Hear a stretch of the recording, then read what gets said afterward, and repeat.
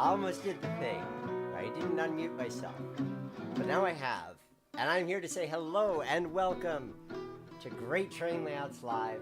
It is good to be back with you guys on another Thursday evening here using Train Z for purposes of model railroad design, exploring different themes, operations, ideas, and the like. I'm looking at my levels and feeling like maybe I need to turn myself down, so I'm going to do that. But while I do that, I will talk as loudly as possible so you guys can hear me, and then I will calm down just a bit so that I don't sound too hyper when it is my But you guys in the chat, yes, I see Gub. I will work on it. Mic levels.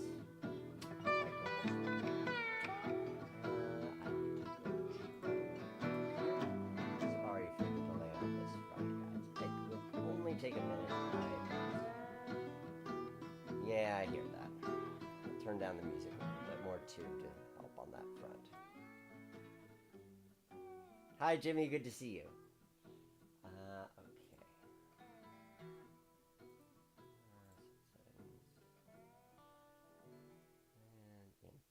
Okay, yeah, I don't know why it does this. But hopefully you can hear me a bit more now. Am I coming through louder and clearer at this point? It's still coming in not quite as loud as I'd want. For reasons that I'm not certain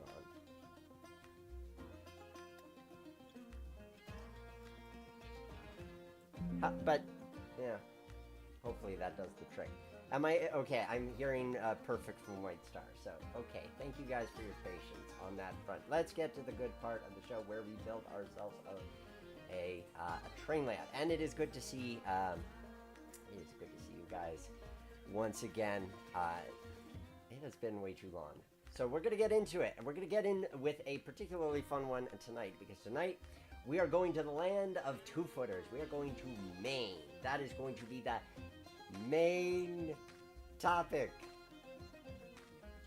of the day, of the evening. Okay, so we're going to the land of the two-foot railroads, Maine, and we are going to be building ourselves a modular On30 scale layout. For those who don't know what that means, it basically means it's O scale, so the scale of Lionel trains, but it's narrow gauge. It actually runs on HO scale track. Bethany is saying I need to be louder. Everybody else hearing me okay? Because I don't know what other settings to check to make my mic much louder than it is. I'll make the music a little softer just to be safe. Oh, and speaking of tonight's build on this for this modular On30 is sponsored by Arduck Locomotive Works, who is joining us in the chat. Hey, Trip.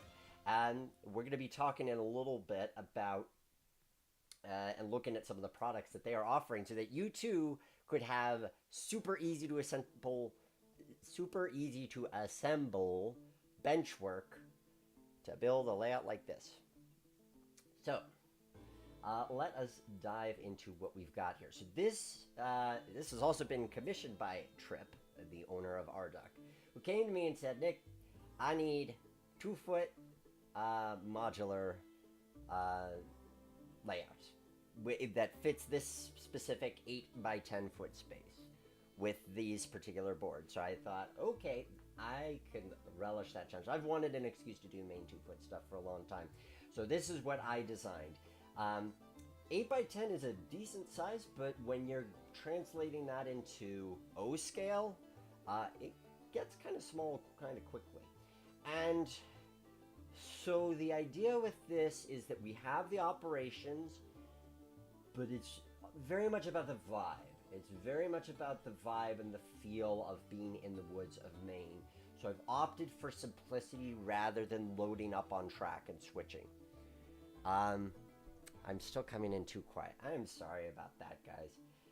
It's one of the things which you haven't maybe noticed yet, but I am running on a new computer which should mean a lot of great things, but also means that I'm kind of new to Windows 11.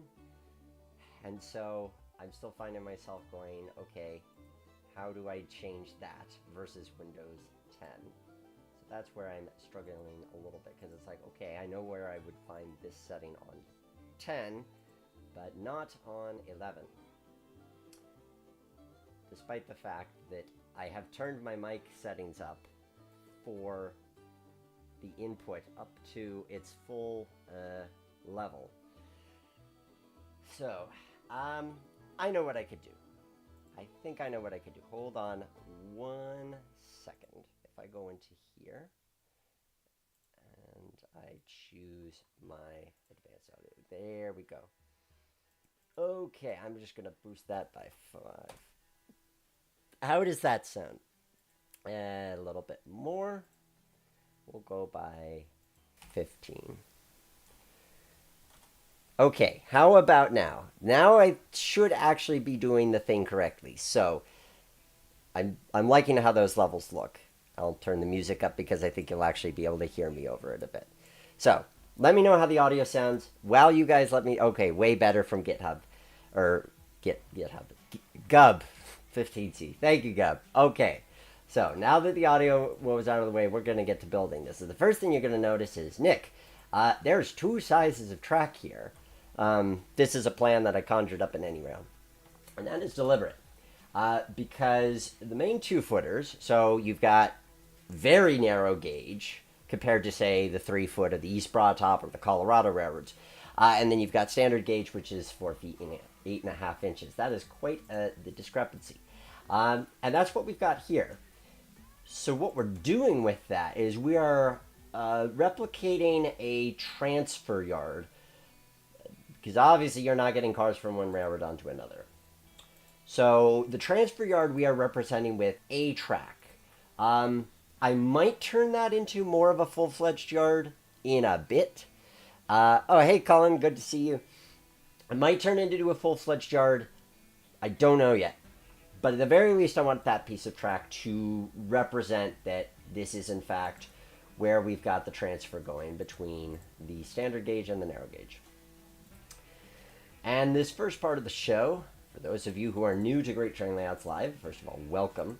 First part of the show is we build the thing. We play a game of connect the dots where we just lay down some track by creating what are called splines.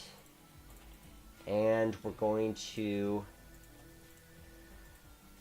then make our switches, or turnouts, as you prefer. We're going to make our straight sections. We're going to connect our straight sections with curved sections with what I like to call the world's most flexible flex track. And we're going to see what's going to make sense and look good. So, as I mentioned, I built this plan in AnyRail because if I built it just in Train Z, it would tell me, sure, you can make a switch that looks like this and it'll have a train go around it. But I somehow doubt that would actually work. So I've built it, this track plan, using, I'm going off of memory, but I want to say that I had Pico turnouts for it. Yes, yeah, I used Pico turnouts for it, because Pico does have On30 track offerings. So what we're doing here with the space that we have, because this section of the module is 2 foot wide, fitting, I know, and so in order to make the most of that space, but again, not making it too crowded, I don't want it to be too crowded, we're fitting a few things in here, and we're also kind of deviating from the track plan a little bit, just in terms of I want it to look right, and there's a few ways we could go about that look, but this is going to be our transfer track. So this is where we're putting cars, where we're simulating loads from the standard gauge cars going to the narrow gauge and vice versa. And we're just simulating that on this track. This middle track is going to be leading to a mill. We might put a mill in this corner, or at least some buildings to hint that there is a mill beyond what we could see. The balance that we're striking here. Oh, hey Sam, good to see you. The balance that we're striking here is, I want there to be enough that there are operations to conduct, that there are things that if Tripp is building this plan, that he has things that he can do, enough places to switch, so it's not just a repetitive, this car is going to this place to this place. There's a little bit of variety, but not overwhelming the amount of track. And as I'm looking at this, I'm seeing some great possibilities for where we're going to go. I like how that looks, because I don't exactly want it to be perfectly lined up yard track, because this isn't really a yard. It's more like, here is the main, here is the mill spur where we just leave cars scattered for the mill switcher to take. And then same for the transfer track over here. This little spur is going to be our caboose / combine track, so that we have a place to tuck that out of the way for the freight only runs. Let us now build into a loop. Something I should have led with as well is, you'll notice if you are a repeat viewer of the show, that I actually did some work in advance by building the architecture of the room. I thought, yay for getting back into the spirit of these live streams. So I wanted to ensure that when we're done building the layout, all of the quote-unquote bench work is in place, so we can just start playing with it. It says I can make it that type, but I'm going to actually make it a little looser. So the main goal that we try to achieve here on Great Train Layouts Live is we're going for pre-visualization. Our ultimate goal is, does this have operation potential? Does it look nice within the space? These are the questions that we are seeking to answer through the process of building this. Hence why I always recommend using some other kind of track planning software, or if you're really enterprising, actually doing hand drafting, which there are some people who are really good at that, and I give them immeasurable credit for that. I'm not one of them, hence I'm using AnyRail. But now we're playing our little game of connect the dots to just see what this actually looks like in a 3D space, and especially once we get to the good part of scenicking the layout. Oh, I shouldn't put a track there. That's going to be the last bit. But we'll put the track there in anticipation of that. So this straight here, we get our first decision. And for our first decision, I am going to turn off the base map. We get to build a bridge. And we're going to make it. This is where we're going to make our first decision. And you get to be part of that process, because we have a couple of options. Do we prefer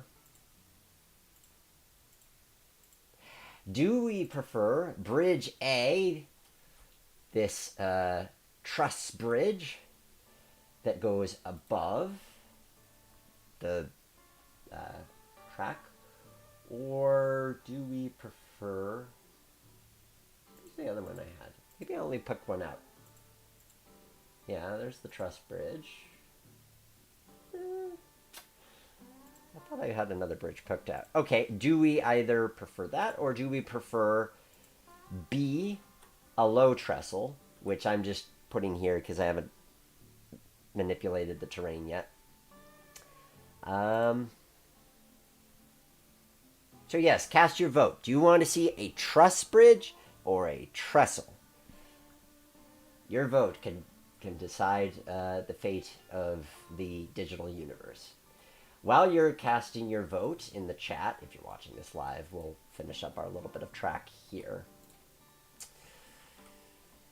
And I think we can fit the switch there to there, except I need to put a divider like so that the ballast...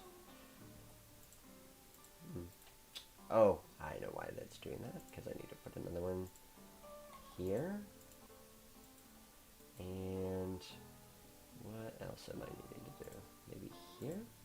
Nope, Where else am I needing to put a divider so that it doesn't do weird things? Close enough.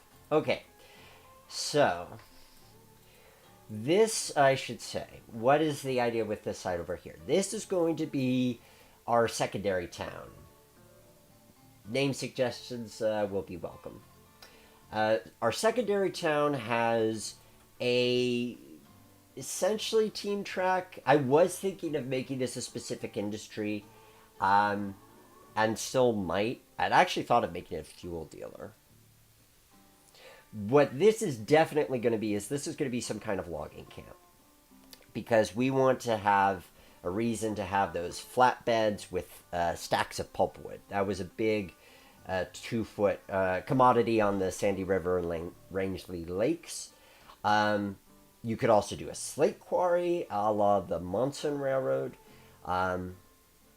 And I'm sure my Bridgeton and Saco River experts will chime in with what they would recommend for replicating that. So that is so one of those industries, but I feel like making a logging camp with that'll be generating loads of pulpwood. So I was thinking of making this a fuel track of some kind, but admittedly it could be a team track. We'll see when we actually get there. Okay, checking your camera, checking your comments. We've got, oh, hey, Chris Scott, glad that you could join us. And hello, Violet. I'm seeing a vote for Truss.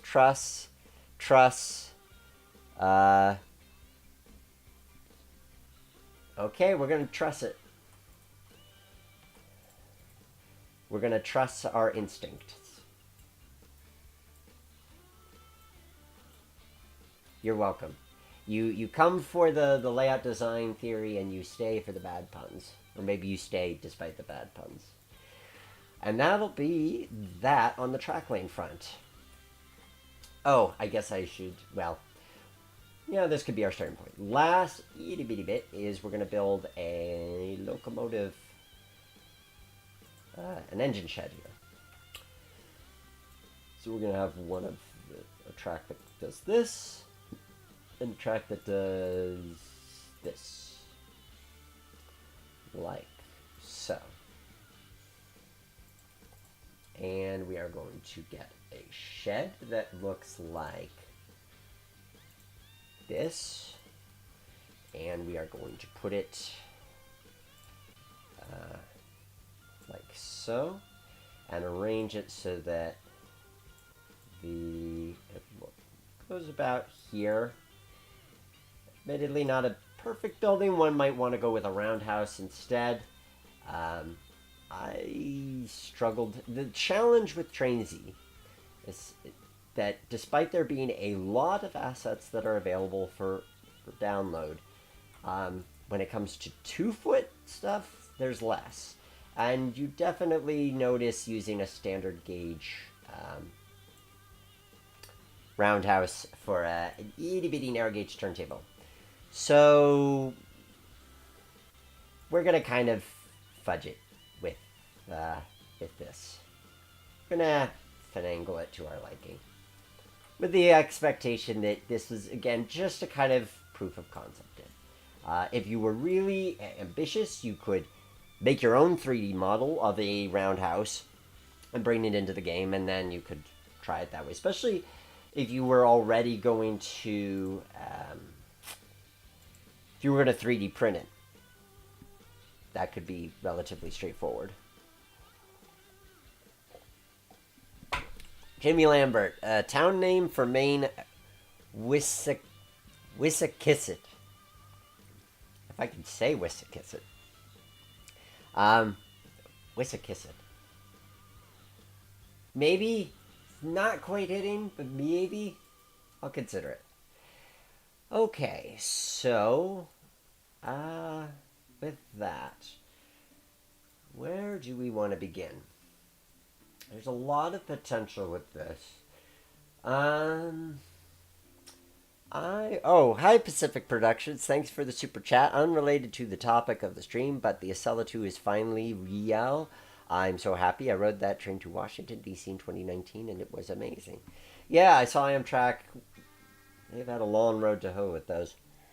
It's funny because they were actually storing them on my former hometown railroad. Some of the units before Amtrak was taking delivery of them, they were storing them in upstate New York on the Western New York and Pennsylvania Railroad, which used to be my hometown railroad. So yes, thank you for the support. I have a switch stand somewhere in here because I just want to go through and replace the switch stands really quickly and make them look. Yeah, there it is. Okay, we'll just go through and replace our switch stands so they look nice. And I think I'm gonna have to. Oh yeah, I'm gonna have to switch to this one for over here, just to keep them working correctly. That one jumps out a fair bit, but I can make it work. And then I'll just move the switch stand a little bit down that way. So what's nice about having this space that we don't actually need to do anything with is we could do a little bit of creating a sense of a town.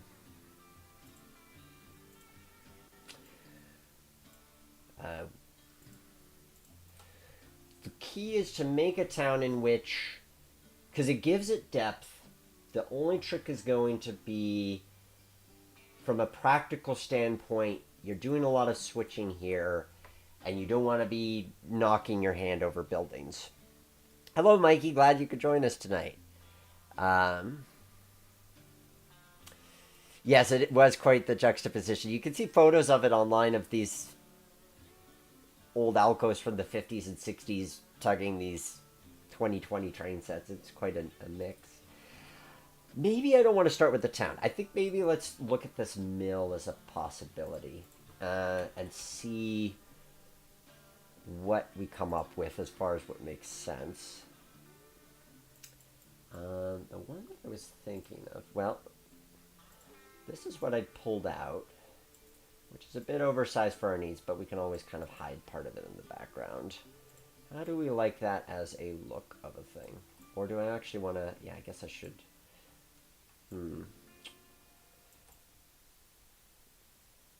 Yeah. I mean, it's not a lot of it showing, but it does convey the sense that there is something beyond there. And I think that's kind of the most we could do.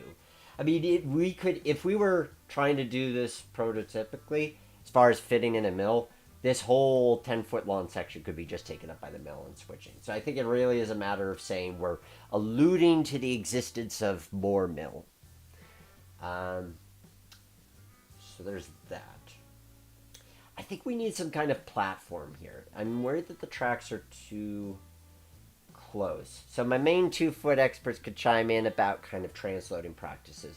But I'm inclined to put a platform between the two tracks so that you're not directly loading from one car to another, but you actually have a platform that accounts for the height discrepancy.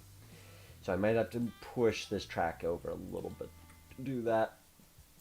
But let's see what my platform options are and if that makes visual sense. Some of it too is that way I'm almost worried if that's even a kind of too much track.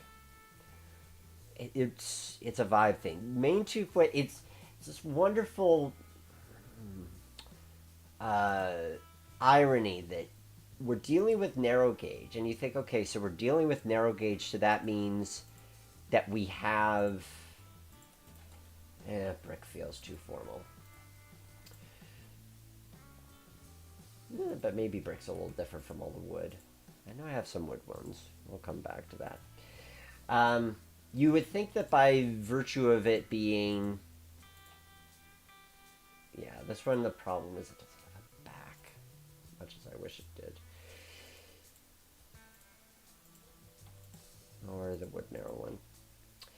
With it being narrow gauge, you'd think, oh, it makes it easier to fit more into less space. But the irony is, a lot of times I find with narrow gauge railroads, because of just the nature of the ones that exist, they actually require at least as much. There we go. That's what I want. That's what I want. They need at least as much space as a standard gauge railroad, and sometimes even more, by virtue of just how much infrastructure is involved. We explored that on the East Broadtop stream that we did a couple years ago. Um, that idea of kind of, you say EBT and you think, okay, well, it's narrow gauge, but you're talking about a railroad that has these long trains of coal, so you still need a lot of room for them. And that's kind of the case here. So our minimum radius is 18 inches. While still being practical. So about the same minimum radius as you would typically use with HO. So you're not saving a lot as far as the turning radius is concerned. You still need room for it because you still have not always trains of length, but you don't want the coaches to look kind of ridiculous on the turns. Okay, my Bridgeton and Saco River guys came in. So Cullen, Maine Central guy 573 says the transloading was all hand done, but I imagine platform would have helped. How about ditching the position of the boost track and placing it on the other side of the main line? You know what, Trip? That's a really good idea. I might just do that because it is kind of breaking up the lines here. So, and that's part of what you get with putting something into a 3D space. Is you're just able to look at it differently and say, oh, that's what that looks like. And you learn through the doing of it. So obviously we're going through the switch stand. We'll fix that in a minute. So, yeah. And let me finish this platform first, because we're going to get into some other questions with that caboose track. So we're going to move that here. I do like the look of the platform. So I think we're going to say yes to the platform. And we'll put it like so. And like that and like that.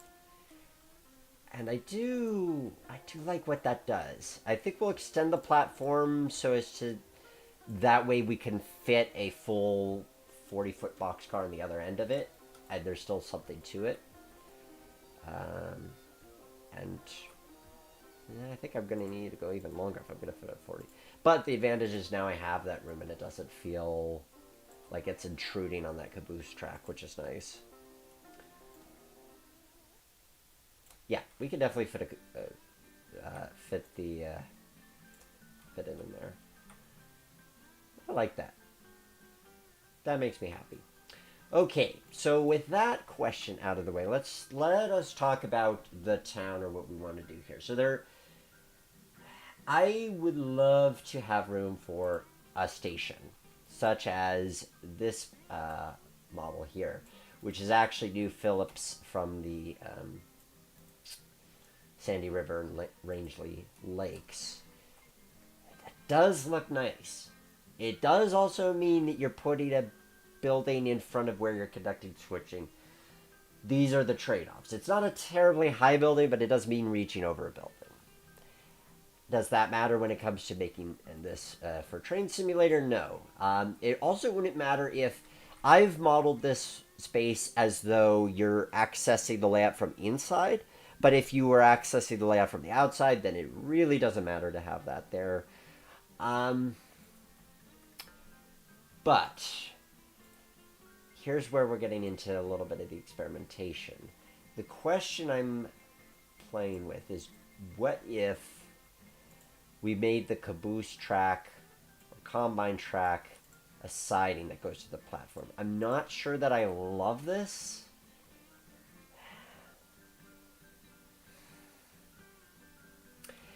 It works, and you could be like, well, it adds operation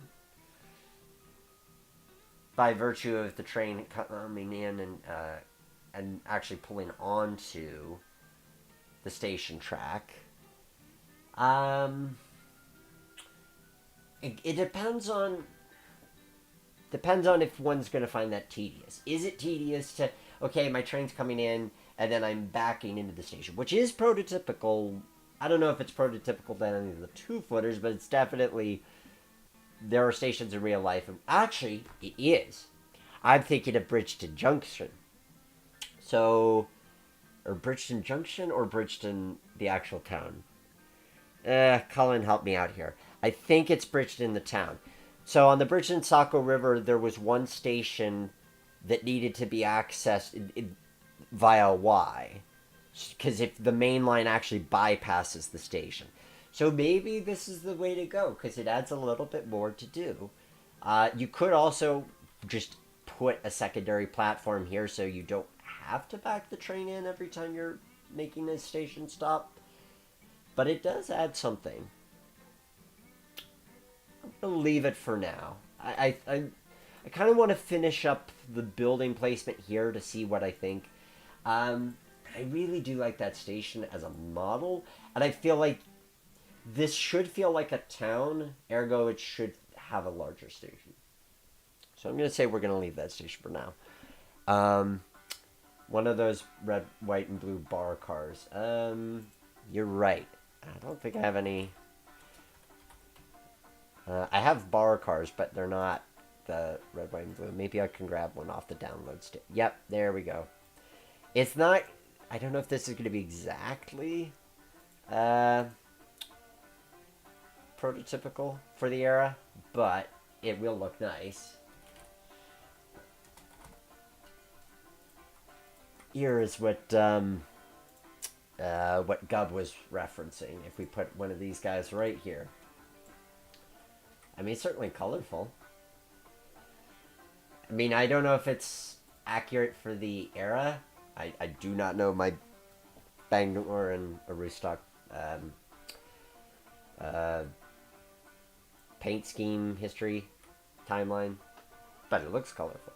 But we'll put that there because that's definitely part of the scenery. It's essentially a building in this case.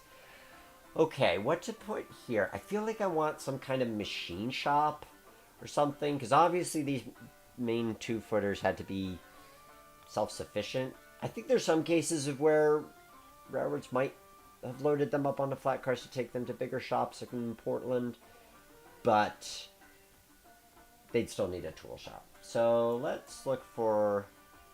Oh, I know what I want to use. I know what I want to use. EBT Blacksmith. I love this building. I love this building so much. Get a little bit of 3-foot history. Ooh, that makes me happy. We're gonna give it a little bit of the EBT spice. So for context, this blacksmith shop is a real structure on the East Broad Top, which makes me nostalgic. It's been a little while since I've last been to the EBT. But that looks nice. That makes me happy. In fact, it's like, okay, can I maybe squeeze like one of those other EBT buildings into the corners? Just to get, because I like the color of it. Okay, so this is a station, but if we hide the stationy bits, yeah, like that. Although that actually may, well, we'll need a couple of these, so let's see what our options are. I feel like this is one of those memes where it's like, when you say you love Maine 2-footers, but you decorate the yard as if it was a Pennsylvania 3-footer. There is an element of maybe I'm betraying the spirit of the 2-footer. I'm sorry, Wiscasset. I still love you guys. I'm gonna be going up there this fall. That's gonna be a good trip.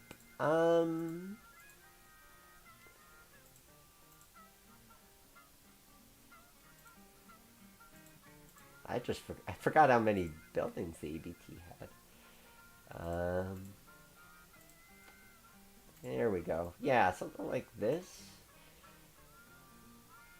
Just to kind of totally repurposing EBT buildings, but I think that way then we give the sense that this is a larger shop complex. Okay.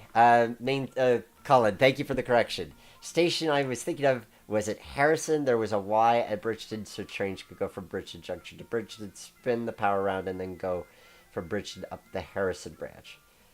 That must be what I'm thinking of. Thank you for providing context on that. And Jimmy says something from the slightly broader top. Yeah, yes, yeah. I think that's a joke. I've heard that when the main 2-foot guys go to EVT, they will comment that they're visiting the broad gauge.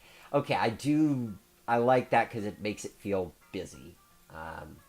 So how do I feel about that? And this is part of what I love about trains for building placement is that yes, you can kind of say, well, this is the footprint of a building, but when you bring it into the 3D space, now you're looking at it and you're saying, okay, so how does this scene balance out? And my only concern here is that I don't want the shops to overwhelm. Because I really like this. I really want to keep it, but I also don't want it to be overwhelming the town scene. So we're gonna do a little. We're gonna put the backdrop in because I think I want to see what the trees are gonna look like to help me to know what I feel about what I'm doing. So we're going to put some trees in place. Which, yeah, that seems about right. And we'll just put them down all 4 ways. Because very woodsy. Very woodsy. Oh, I just realized I put that in the perpetual shadow zone. Only downside with some of the shapes in these games is when they cast shadows. Sometimes I want that, sometimes I don't. I might go lower on the trees here. I should have... Well, but then the door would cast the shadow. No, I did it the right way. So I'm going to see how I like... Nope, wrong thing. There we are. If I just... Yeah, I'm just going to lower it there. And I'll hide the transition in the height of trees by taller trees. That way our bridge isn't perpetually in shadow. I like that better. And I can put some trees in that corner to hide that. Or I could just lower all the trees. Maybe I'll lower it by a little bit. Like so. Because I do want it to feel a bit Woodston. Bit more, I think. But yeah, the ability to see these scenes play out and figure out, okay, where do I want more buildings? Where do I need space? I like that. I don't think that's too much. I do like that. I think maybe I need some kind of building in the backdrop to kind of allude to there being a more something like this.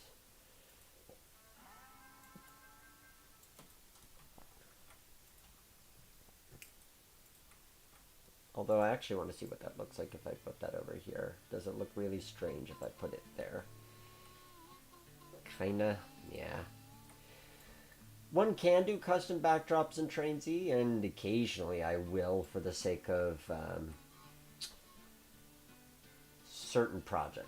But it is more work than when I can just kit bash things like I'm doing today.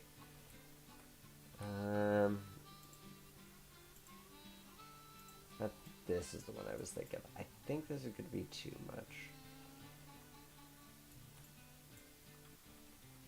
No, not that.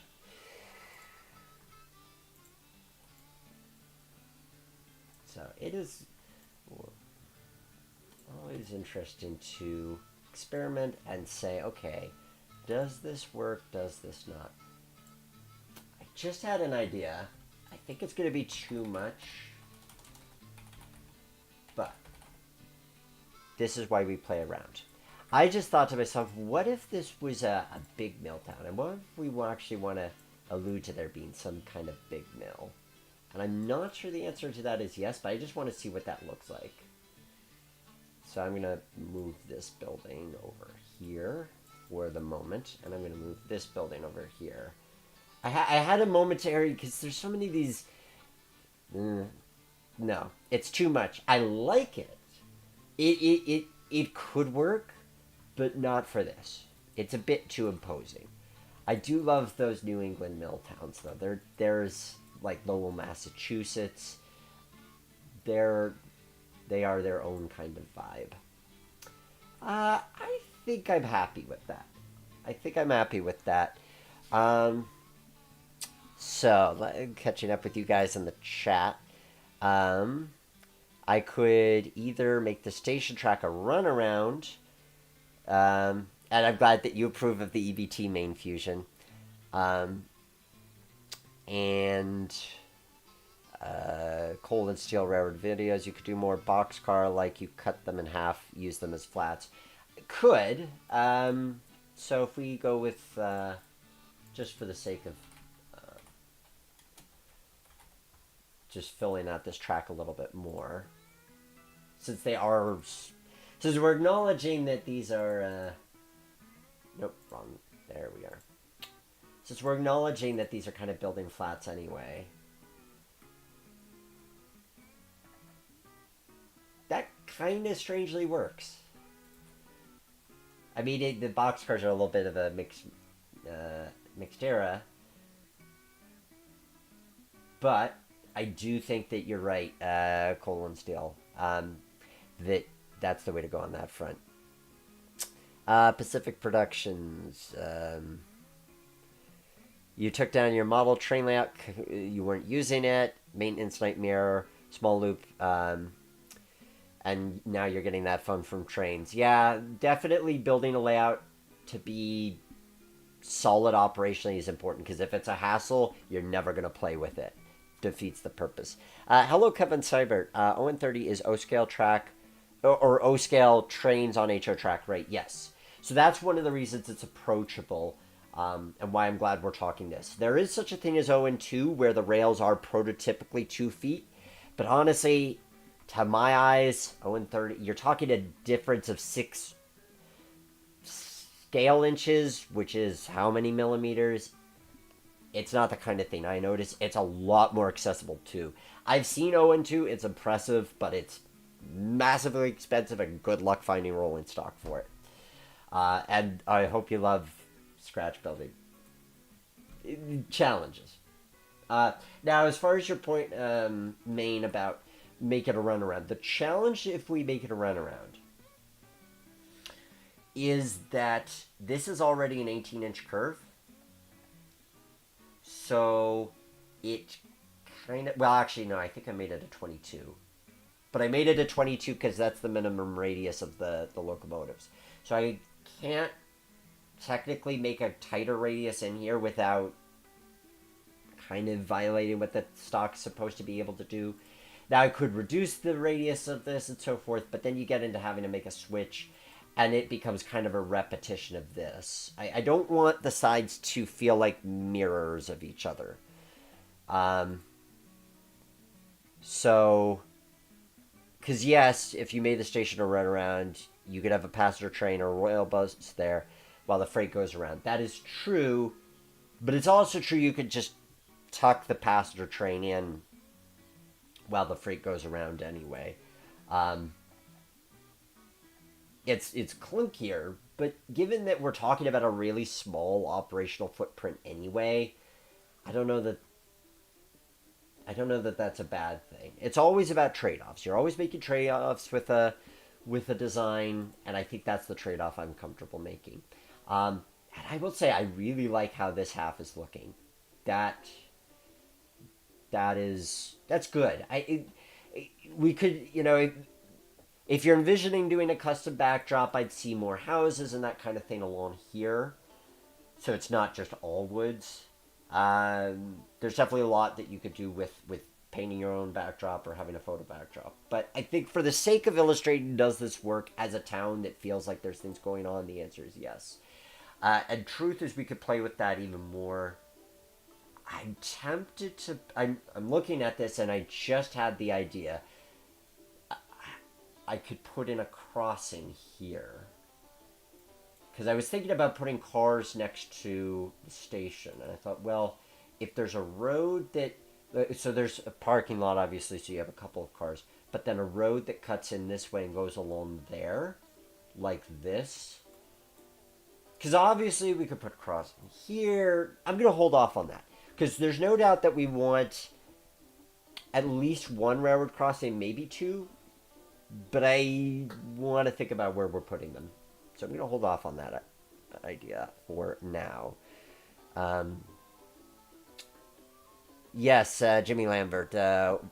O is 1/48th. So a real foot is 48 scale feet. 6 inches, you're talking about 1/96th of a real foot. Yes. Ergo, On30 is pretty darn tootin' close. And Bachman's got all sorts of ready to run stuff on that front. Okay, do we want to go to the bridge? Voting time, ladies and gentlemen. Do we want to do the bridge scene next? Do we want to do the town number 2? Or do we want to do the junction? Cast your votes in the next minute. While you are casting your votes, I'll take this time to say that it is so great to be back live streaming with you guys. I thank you for your patience while I've been on something of a break. I'll be honest with you. I needed to take some time off to focus on other things. I love doing the streams, but I was at a point where, honestly, I wanted to do more model railroading. I wanted to do more hands-on stuff. I was doing too much computer stuff. So there were a few months of just barely doing anything train simming-wise. And so, I know I never really announced it, so thanks for your patience. But it was nice to get back into physical model railroading. I've got a surprise, which will come up on a future stream with what I've been doing on that particular front. But it felt good to get back into that. It's just this month, I realized I needed to get back into doing this because what I love about Great Train Layouts Live and being here with you guys is this is spontaneous creativity. I mean, yes, I've come up with the plan, and yes, I have ideas of what I'm going to do, but there's so much of, oh, okay, I'm going to try this. I'm going to try this building here. And a lot of my art these days, I enjoy it, but it's a lot of, there's a specific end vision, and I'm getting to that, and there's something that's nice, and I'm just going to put buildings here, and I'm going to put textures here that's really kind of creatively freeing. So we'll see if I feel like doing another stream next month and keeping back with the momentum, but just bear with me if I'm a little bit more, like, here and there for the next several months, and don't necessarily keep to every single month. Because at the end of the day, I got to be in the mood. I got to be in the mood to do it. So thank you for your patience on that. People like bridges. One vote for the town, another vote for the bridge. So we're going to go for the bridge scene. I'm not surprised that you guys chose that. So let's have some fun with the bridge scene. So the bridge scene, we are going to... very soon we're going to look at the actual modules we'll be using from our sponsor, Arduc, that you could use to create this. But basically, one of those modules accounts for being able to have bridges. So you're keeping the same overall height, but this one case of allowing lower terrain. And that is what we're replicating here. The other thing that Tripp requested when he commissioned this, and he said, Nick, can you please find a way to fit in a tugboat? So we're going to do our best to make that, and I told him no guarantees. I don't know if a tugboat is going to make sense visually here or not, but we'll try it. In the spirit of these are pixels, and pixels are cheap, we are going to try it and just see what we think. Whether that seems like the way to go or not.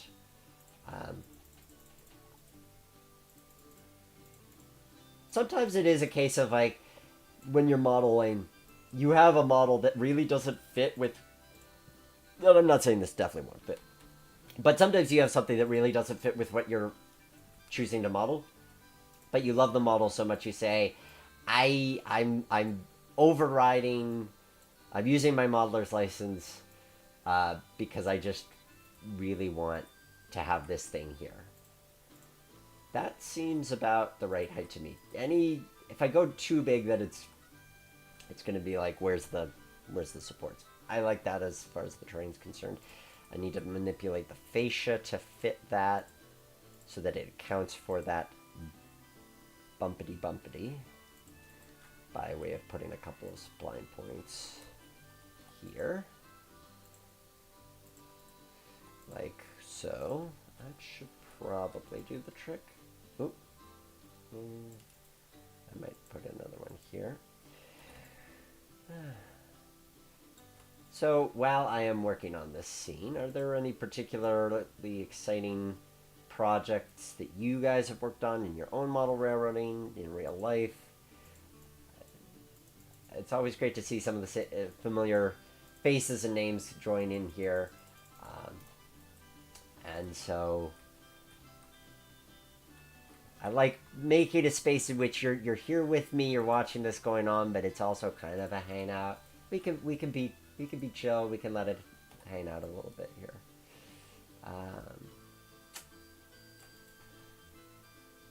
There we go. That's what I'm talking about. That's good. And then I'll just do a little bit of manipulation. So yes, I ended up upgrading, and you won't. I don't know if you could tell the performance improvements yet, because we are mainly just root building. Probably see a little bit more when we get to the playtime, but I ended up upgrading my computer because I do use this for actual work as well, not just like I do use it for Streamliner Media, for video editing and the like. And so I needed my previous computer I built in 2017.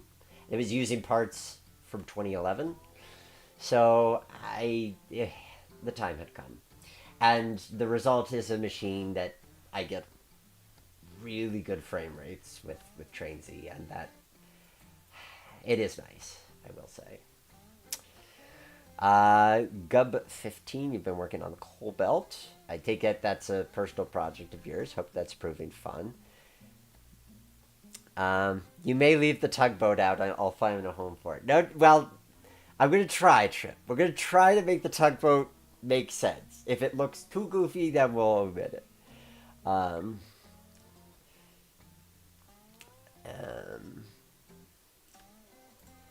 So let's see what we've got as far as tugboats. I will say, there's a layout project that I'm working on in which I have a tugboat in real life. There is a secret behind me that is off camera. Maybe you can see a corner of it, but you can't see much of it. Where I put in well, it's not technically a tugboat. I think it's like a passenger ferry. But I put it in because I had it. And that was the reason. So let's see what we've got here. Oof. I forget how big tugboats are. That might be a little big. Yeah. Sorry, Trip. I tried. I think part of the problem is just we've only got a foot of width here. So it's also a case of like, you'd have to have it lengthwise. Because I was thinking of something where it's like, okay, so the boat would sit like here and just be next to the tracks like so. But at this point, that boat is in some serious trouble. That looks like a boat that got washed down the river in a storm. So, yeah. Sorry, I tried. We'll do a rowboat. We'll do a rowboat, though. I've probably got a rowboat. Not bow. Row. Boat. Let's see what we've got there. Boat shed brown. Too big. Narrow boats. Those are canal boats. There we... Sure. Yep, okay. Not the nicest model, but it will do for our intents and purposes. I'm also realizing... I am also... Wait, where... Wow, that is tricky to move around.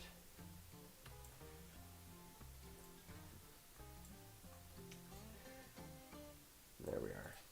I should probably put the water in to figure out the water height and then build the other things around it. River spline. That should work for what we're doing, like so. Yep. And I'm gonna put it the height of that, I think. Oop, put it a little too low.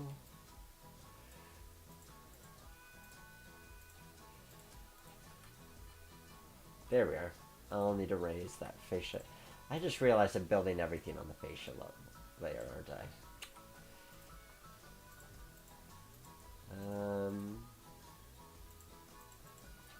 Yep.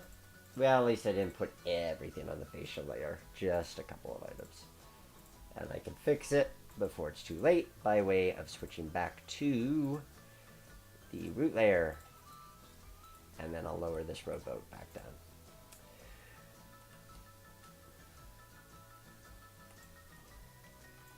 But gotta have a rowboat. Gotta have a little bit of that backwoods country charm about it. We'll put it at a nice angle. I don't know if this would actually be a practical fishing spot, but for the sake of modeling, looks good to me. And I think that's going to be that river scene. It does not need much, does not need to be complicated. Hey, Millennial Modeler.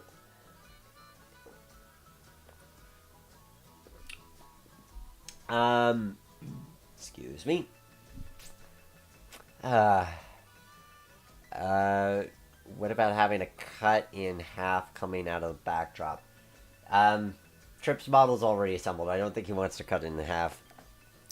Have the 2-foot approach the bridge on a retaining wall for extra boat space. I think it's still going to be overwhelming. Like, that's part of the problem is I think if we were... But I don't want the trains to always feel tiny.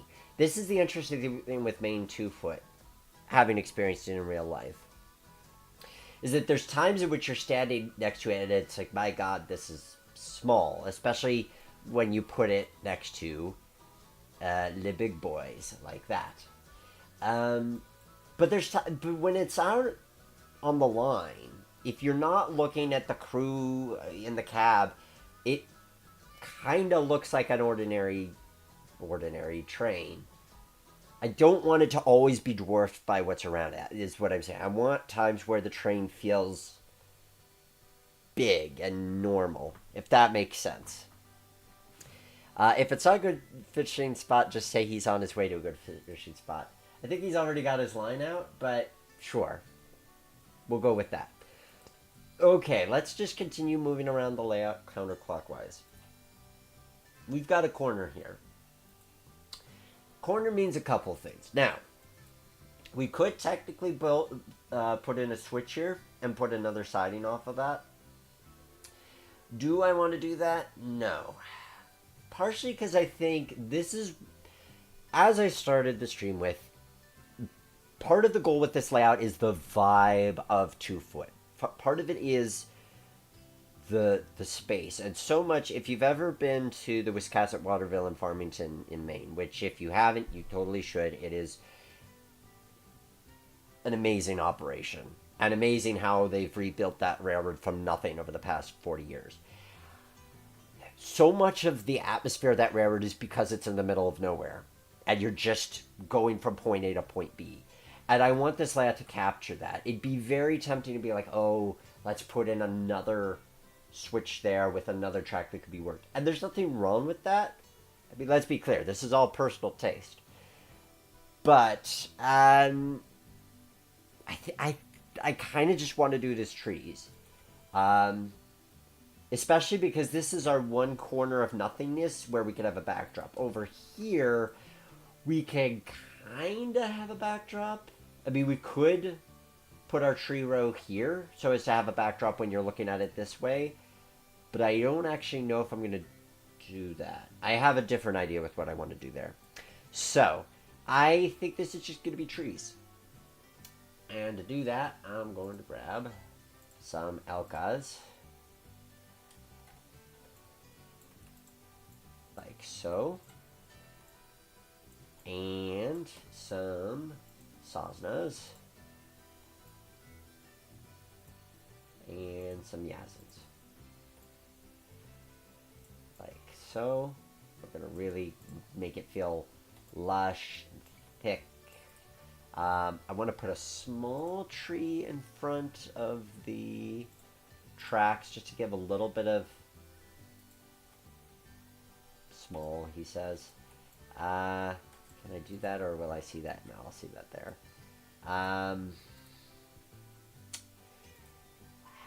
Something akin to that. I think it is. I'm glad I'm remembering. One of my so having been out of practice of Train Z layout construction, going into the stream, I was a little nervous, thinking, am I gonna remember all of the letter acronyms and so forth for me to figure out how I'm actually going to conjure up the trees and so forth. And fortunately, that hasn't all disappeared, which is good.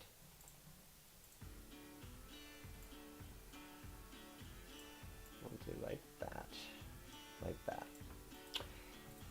So it feels good to be like, oh yes, the sosnas and the alkas and the erst. Okay. Yeah, something like that where it's just the train going through the trees. And that's all there is to it. I think that's a good use of that corner. Yay for just room. Just breathing. Okay, now we get into town number 2. And what do we want to do here? Well, we know we want a logging camp, but admittedly the logging camp, what I factored for that was essentially just one of these guys. Maybe a couple, to kind of give the sense of a little bit of a camp, per se. And then doing a log pile over there, yeah. Let's see what I've got in terms of log piles. Log pile number... Oh, perfect. So, something like that. Just a little bit. And then probably more trees there. I don't know yet. But, point is, this is our logging camp.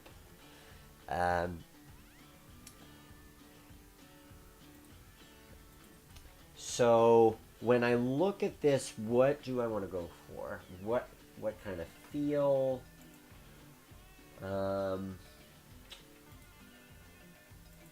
What sort of vibe?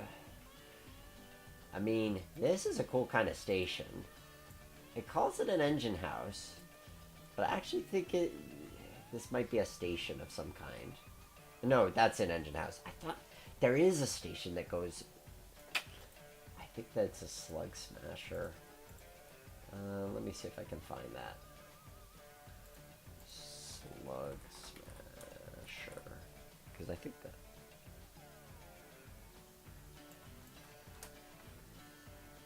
Yeah, let's see what he's got as far as assets.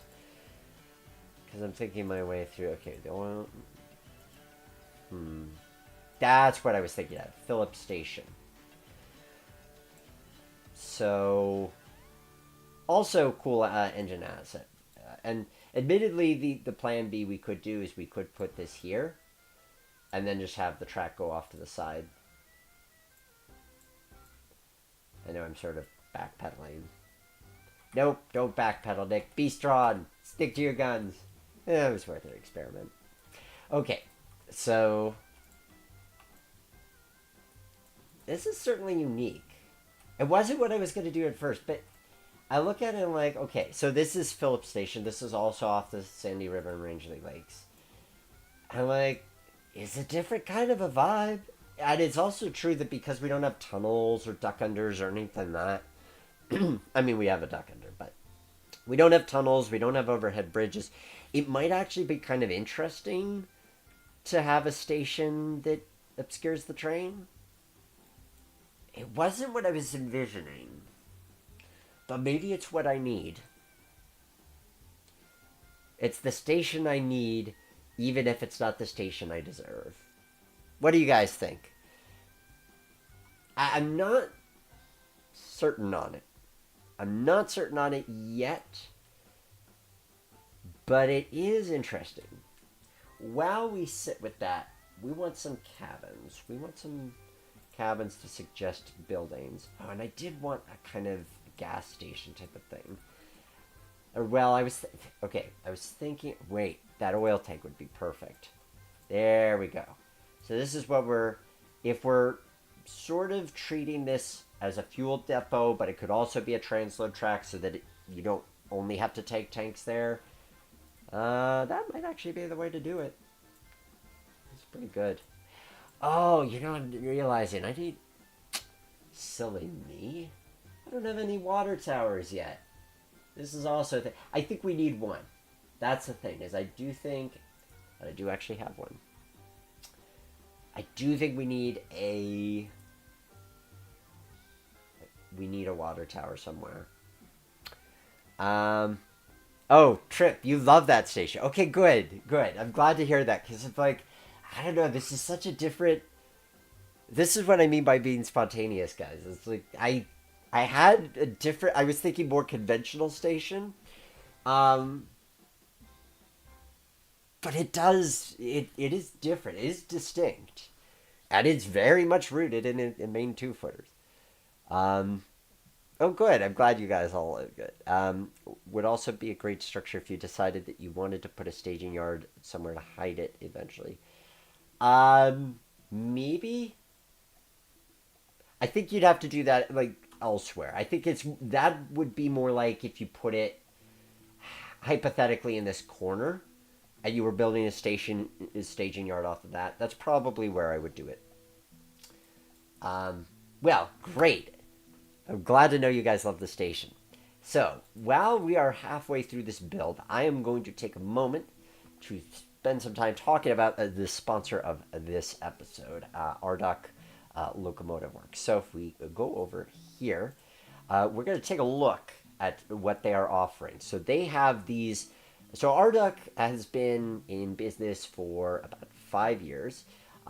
Actually, you're going to get to learn more about Arduc coming up in the next month, because Trip is a guest on the Roundhouse podcast that is in post-production right now and should come out in a couple weeks.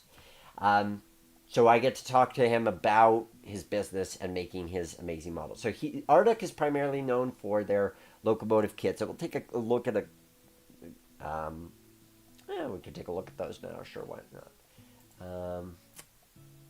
Hold on. Where are my controls? Because I want to show photos. Oh, I'm on the wrong thing. That's why. Here we go. So, Arduc Locomotive Works is primarily known for their locomotive kits that they produce. Like this one. This is one that Trip gave to me. It is a narrow gauge Denver Rio Grande prototype. So it runs on what you would call G-scale track. This started life as a bunch of flat laser cut sheets that then I built into what you see here. So Arduc does all of these amazing kits that are based on prototypes from the US and the UK, and continually expanding their catalog. They are really fun projects. I mean, with great instructions. So this was super easy to build, but the result is you have this wonderful toy that it actually rolls back and forward. It has little controls in the cab. This is a photo that I took near where I live on a rail trail. That was a fun photo shoot to do. He also fittingly offers Maine 2-foot options. So here we have Wiscasset, Waterville, and Farmington number 9, and a Bridgeton and Saco River boxcar. He also has I think a flat car and a caboose. He'll correct me in the comments of the live chat if I'm wrong on that. But he's got a lot of offerings in variety of sizes, standard gauge, somewhat narrow gauge, totally narrow gauge.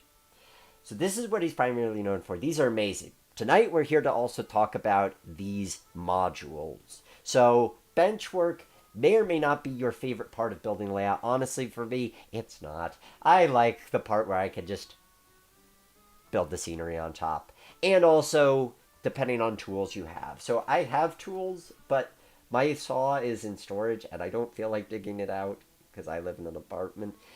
So it's really nice to have benchwork that you can just put together like pieces of a puzzle. So Arduck is offering these modules. This is the 2x2. So we're going to take a top. Well, you can't see it right now. But the city where we have the roundhouse and the city portion, the bigger town, I guess you'd say, with the interchange, this is built on 2x2s, as you see here. There's this corner module, which accounts for the two corners, the one with the trees and the one with the logging camp we're developing. This 1x2 branch line module, 1x2 foot. And then this is what the bridge scene is based off of. So you have the ends at the regular height, but a lower center for being able to do bridge or other scenic variants. So I'm a huge proponent of the advantages that these kits can offer from a standpoint of they're easy to build, and then you get to just start. You don't need a saw to cut the wood to specific lengths. If you standardize it, your track system with other people, then you have this system that you can all build a combined layout with. So I think it's great to be able to do, obviously you could do N scale with it, HO, and here we are doing On30. And then this is a photo of what they look like in real world, and you can see they come with hardware to be able to center them, center the sections when you're assembling them between. So thank you to Arduck for sponsoring this episode, but now that you've seen the photos, you get a sense of what we are doing with the layout. So just to reiterate, this side, this 10-foot by 2-foot section, that's a bunch of those 2x2 modules. Over here, we have the 1x2 module, as well as over here. These are 2 corner modules, and then this is the bridge module down here. So if you're looking to get started with layout building, but you don't want the hassle of building the bench work, especially if you have a system where you could just set it up on a card table or something, go check them out. And thanks again, Trip, for sponsoring this. Back to the build. We've got this town, which I want to put the backdrop in here. Spoiler alert, going to be more trees. And we're going to put the trees like so, because that's kind of our base. I mean, we know we want them. We know we want that sense of depth. So we're going to do them like so. Excuse me. And when I look at that, what else? Man, that's not bad. Oh, I was beginning to talk about a water tower. Can we fit one here? It would make me really happy if we could fit one here. We can. That is lovely, because I think we need one. Arguably, this is the type of thing where if you're really modeling operations, yes, you would definitely have one over here. And maybe we could do that. So there's also this water tank, and if we put it here, yeah? What do we think about that? Yeah, so okay, so you've got the water tank there. Oh, we need a coal bunker. I hadn't even thought of that. Yes. And arguably, I really like where this building is located, but we do need a coal bunker. So maybe I'll push this back a wee bit, and we'll put the coal bunker here.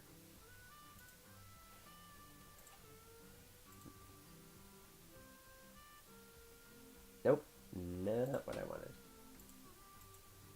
There we are. Yep. Just like so. Although actually I bet it would be the other way. You'd want to stand on the pile to have the elevation to, yeah, there we go. And then we'll move this building Maybe I want to... Or I could move the water tower over here. Yep. There we go. I could keep that where it's at, because I think I could just put them... Yep, right there. There we go. Perfect. And then it also has more room. Okay, so we've got a place for our locomotive to refuel, which is important. And now we have water towers at both water tanks at both sides. Part of the vibe. It's part of the operation too, because then you actually have a place to stop and refuel. But some of it is also just the look of the thing. Coal and steel. I'm one of JNL 58 crew. One of these days I need to get a model of our engine that Arduck makes. Yep, they do have the 58. A couple of our crew have made them and they look awesome. They do. Forget if I saw that one in person or not.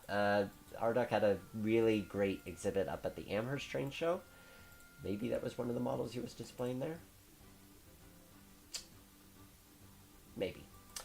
Okay, I'm worried about overpowering the scene with too much going on. Because it's already feeling... I'm going to turn off the circles for a second. I feel like it needs something else, but I also don't want to overwhelm it. So I'm going to say it's good. Because again, this is a case where if we were doing a custom backdrop, we could actually do something with that, but I don't think we need to. I think we get enough of a sense here. Thank you for the super chat, Pacific Productions. You first heard of Arduck through an Instagram ad, and to be honest, if they were my first introduction to model railroading, I would have gone with them and never looked back. Unfortunately, they were not around 12 years ago, so I missed out. Well, never too late. Because honestly, I'll say, the thing with the Arduck models is they're just lovely display pieces. They're nice as sort of like, I have this room on my shelf, and I just want a perfect display piece. I mean, you could absolutely go all in on G-Scale and like, I'm going to model with them. But some of it is just, they look pretty and they're fun to build. I will say, the building is... I told Trip after I finished the Montezuma, I was like, dang, I really want to build another one of these. And I guess I can tell you guys. It's a little bit of a secret, but it's not too much of a secret. I am working on the super scale version of the Forney. The 044, which is 2-footer. I'm working on a super scale... I'll show you what I'm working on a super scale of. It is of... Well... This engine. Sandy River Ingley Lakes number 5, aka Wiscasset Waterville and Farmington number 9. So that's the one that I showed you the photo of earlier. He also has a big version of it, and I'm building the big version. We're going to be doing something cool with that. We're going to be doing something cool with it once I actually finish building it. So, but it's great display pieces. You don't always have to have like something to do. They're just really fun to build, and then you have it. And I took them to a train show once earlier this year. I displayed my Montezuma as a sort of, hey, it was part of a display of other things of like, here's railroading made easy that you could do just by following instructions. And I got a lot of compliments on it. People really thought it was impressive, which I can take credit for I put it together, but glory goes to Arduck for the design. Anyway, so with that said, let us... Okay. I kind of want to do stuff in the foreground, but I don't want it to be overwhelming either. I mean, maybe I do a car parking lot here? Be like a crossing there? Okay. Now is where we get into the part of the show where we talk about crossings. Because I like what we've done so far. I've seen a few possibilities for crossing. So, number one is over here. We could have a road that comes in and crosses to the left. Number two is having a crossing going that way across the double track, like so. And number three would be over here. I definitely want one. I maybe want two. I do not want all three. So, and I'm hesitant about putting one here because I feel like it's right out of the station, which makes it kind of a safety thing from a crew standpoint. I'm going to say no to that one. I do feel like I want one here. So I'm going to start with that. Because I want to see how what I do there balances there. So I need a dirt road.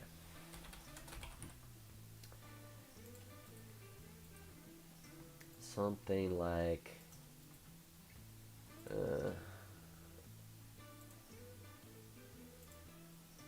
let's see.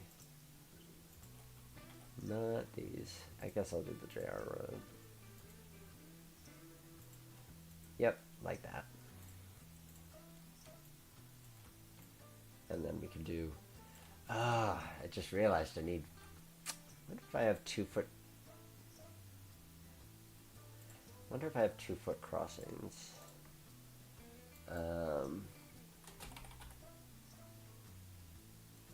Oh, but that reminds me of a thing I want to do. So over here, check that out. How's that for an unconventional switch stand? Ball signal, that is.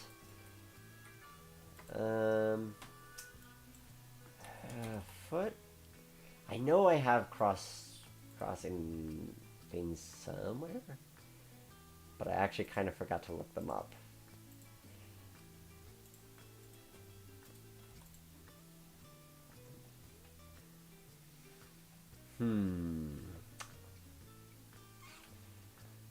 Weep.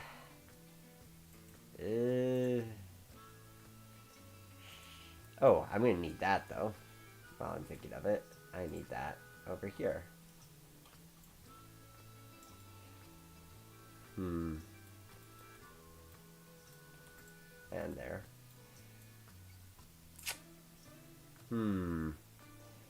Yeah, kind of.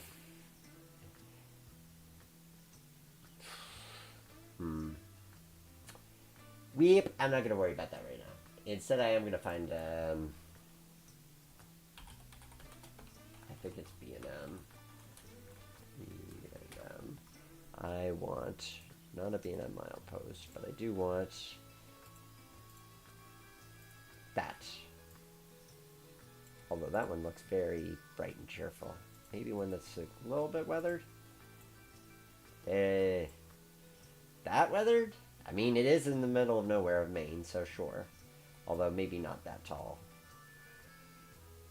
Because I don't want it to completely dwarf the trains. But there we go. We have our crossbucks. I wonder if I can... nope. Oh, that's what I wanted. Can I rotate that? Ah, there we go. Make them a little crookedy-wookedy.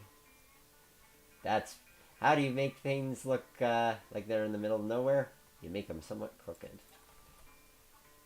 Perfect. Perfectly imperfect. And now I want some trees.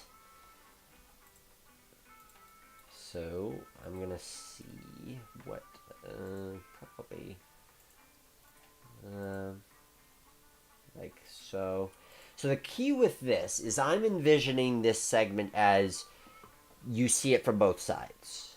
Hypothetically, you could be fitting around a corner, but I'm treating it as I've built it in the room, which is you're able to see it from both sides. You don't have a full backdrop, ergo it has to look good from both ways. And so to do that, not that tree. Oh, but yeah, that one. That's cool. I like that one. In fact, I'll probably add that over here and over here. Because part of what I want to do with this curve is this one you kind of see through the forest, but here I kind of want to block it off. Because I want it to feel like two very different scenes, just by trees alone. And this is the kind of thing where, being that we're doing this in a virtual environment, we can play around with it and see how we can successfully do that in terms of our tree placement and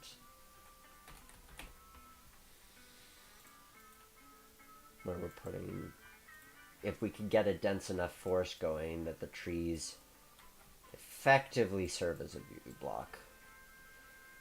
And what we're doing kind of like this is we've blocked off the camp, so you can't see the camp that well from this angle, which I like. Here you're very much getting the tunnel view, if you will, of the along the road. In fact, if I put a tree here and then another tree there.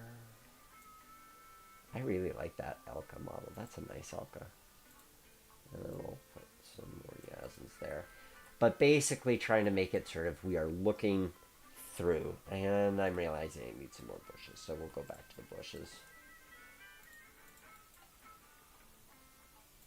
Just to thicken up the undergrowth a bit. Like so, to really make it as impossible as we can to view through them. Because that way we've got this nice separation from, in just a very small space, we've got the junction. Then there's a tree block. Then there's the road crossing. Then there's another tree block. Makes the train feel longer, makes the scene feel longer. That's being strategic with our trees. Now I'm tempted to put a backdrop along here because I feel like if we're gonna view block it anyway, there we are. If we're gonna view block it anyway, then it doesn't exactly matter if we're putting an actual 2D backdrop there. I mean, it does mean you wouldn't be viewing the layout from this way, but that's not really the intention. I don't mind blocking that. And this is just the digital version. For the actual construction, Trip could do it totally differently than what I'm doing it here. That is the fun of playing around with different concepts. Yes. See, I like that because then it's really creating this sense of enclosure around the camp. Yes. Yep. And then it kind of, it's, yeah. There we go. Okay. So we're bringing it down the home stretch. What to do with this junction? Here, I think I kind of want to keep it somewhat open. So we'll have a couple of trees.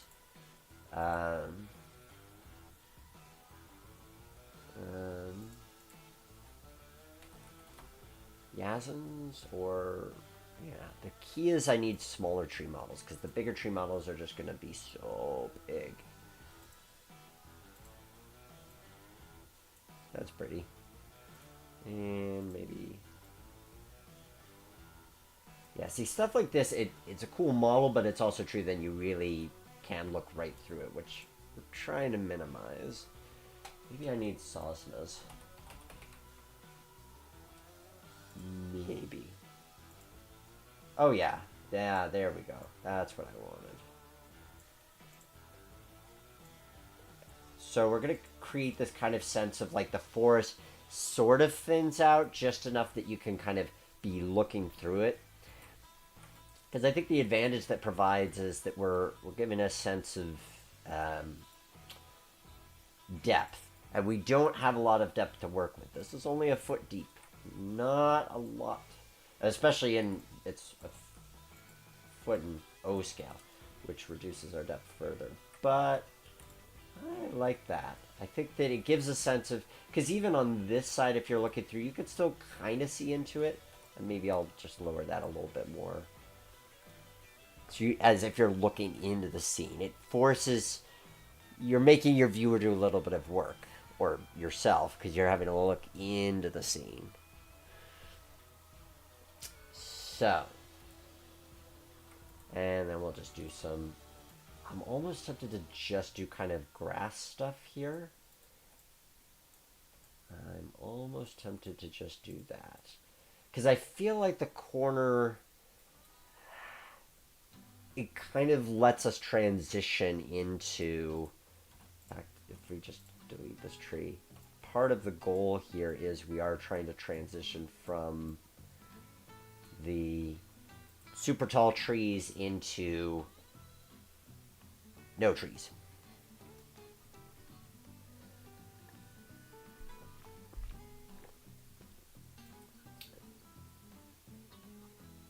Yes. Okay, what type of yes, grass I think is what I want. 5 by 10 summer.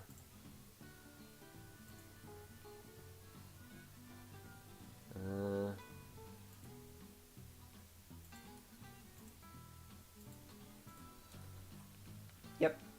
There's our grass, and we'll put some along here as well.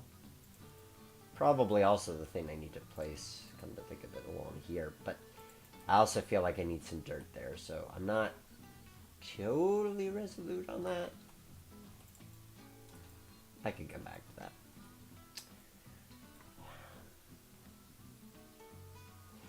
Kind of, part of me wants to put trees here because I feel like it helps to hide the corner. Maybe just a tree, but I think there are 2. I don't need a ton, but just enough. Just enough. Yeah, something like that, because what I'm trying to do is I don't want this. I feel like if without those trees, it's just too open. It's too much like this blends into that. But we provide the trees as kind of framing devices. So you're really looking at it as this scene, which still gives you kind of an interesting way of looking into that scene from here. And then, of course, you still have the ability to look here. And then you have this as a scene. So I've answered my question about do I want another road crossing. The answer is no. At least I don't. Beauty is this is all pre-visualization. I could change my mind later. I could try each of the approaches and see which I like best. But I think I'm going to stick with that as is. Why is this switch stand not taking to this switch? Unless that, no, it's that switch stand for that. And then I need to rotate that.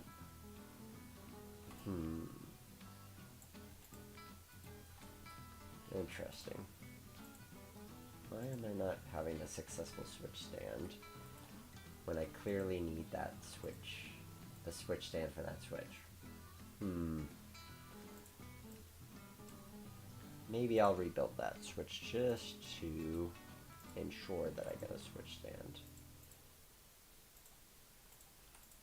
Here to here.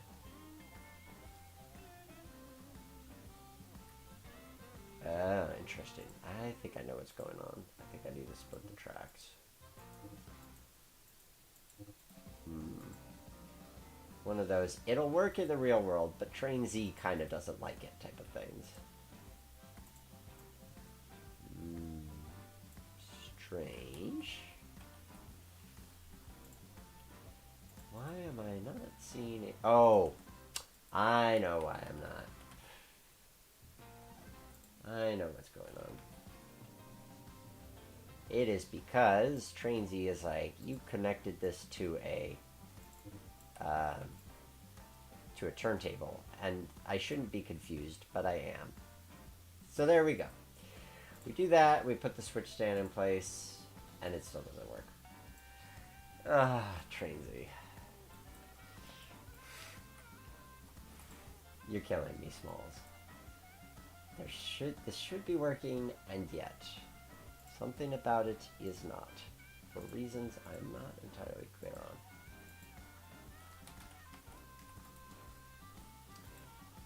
Train Z doesn't, for whatever reason, see this as a switch. Maybe if I put in a...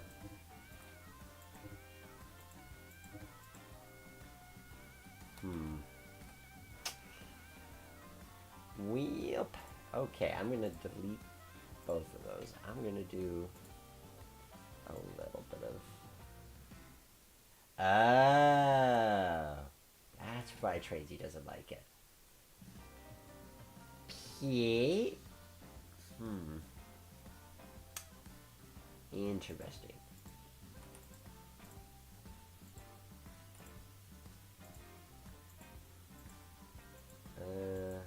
There we go.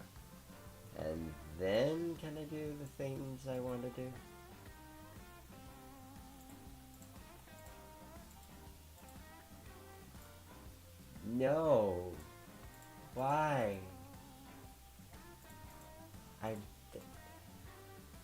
Oh. It still thinks it's one central point. Okay.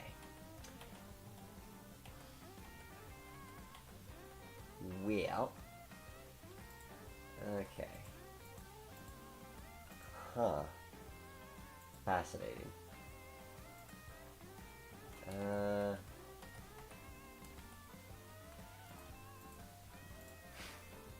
Shows you how little out of practice I am. But we will get there.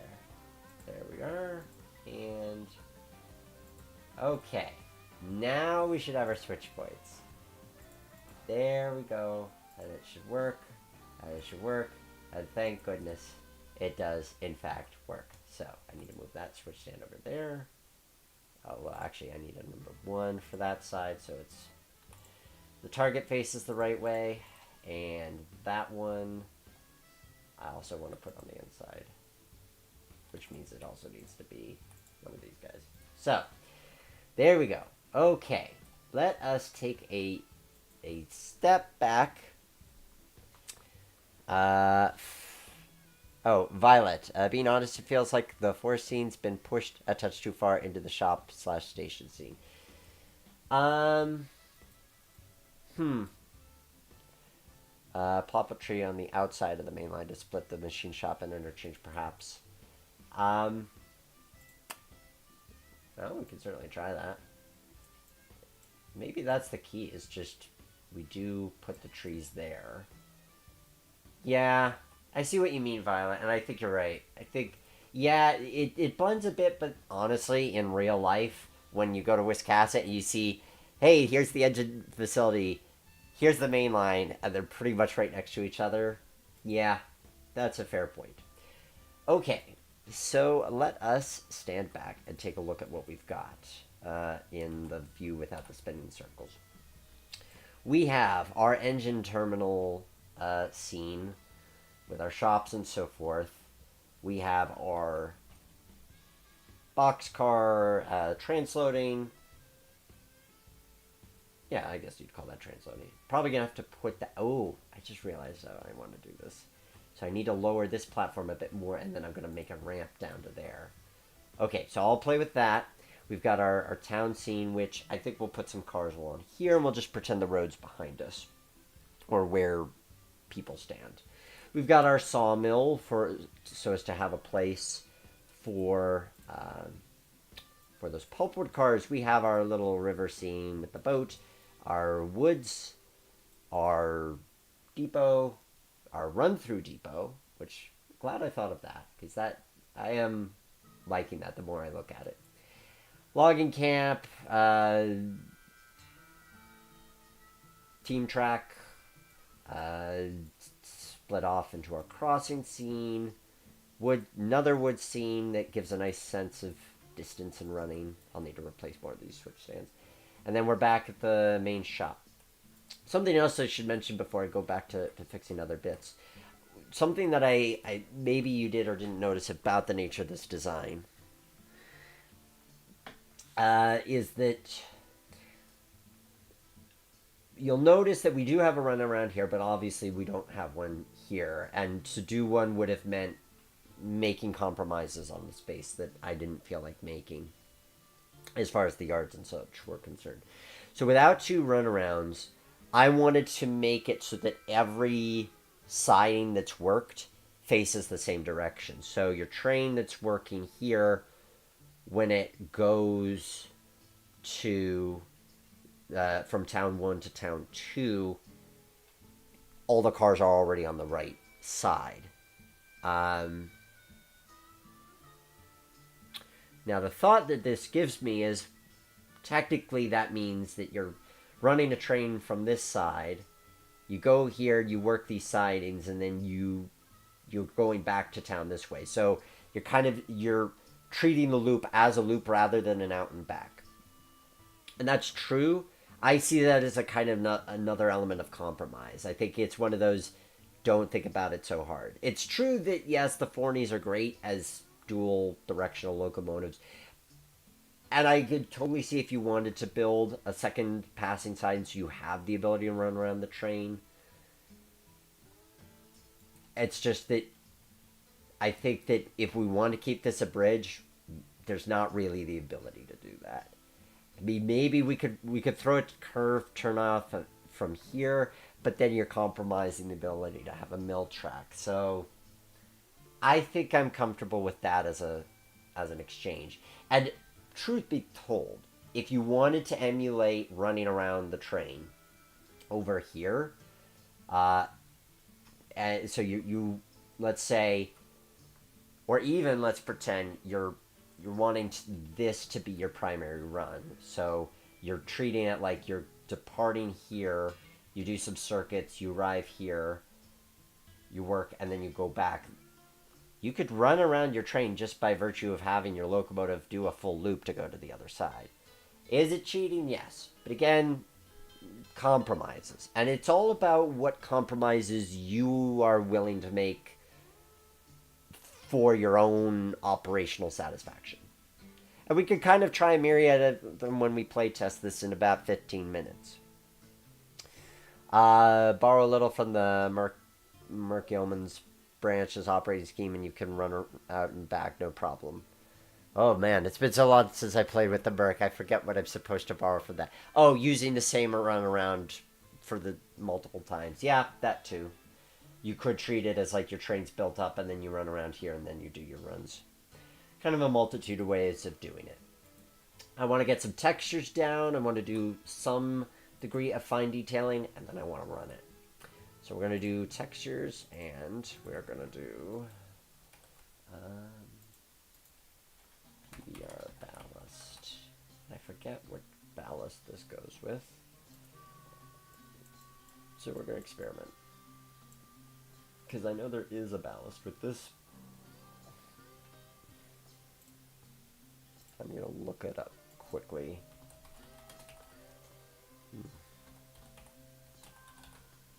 Nope. That's why I'm not seeing it. Hard.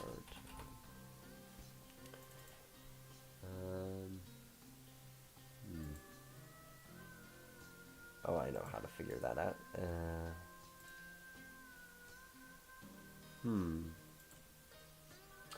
Well, I'm not going to worry about that too much then.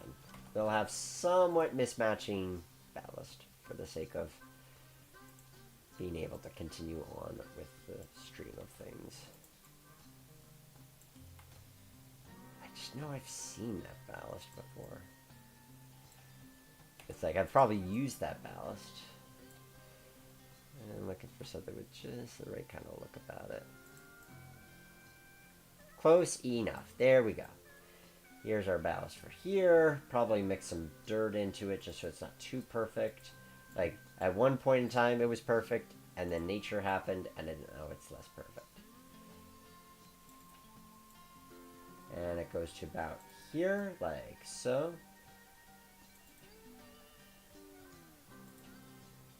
Actually, come to think of it, I bet. I bet there is a ballast that matches that track. But this is close enough, and I'm not going to overthink it. So I'm going to ballast everywhere, and then I'm going to take a lot of dirt to this, but we'll use the ballast as sort of our base of things.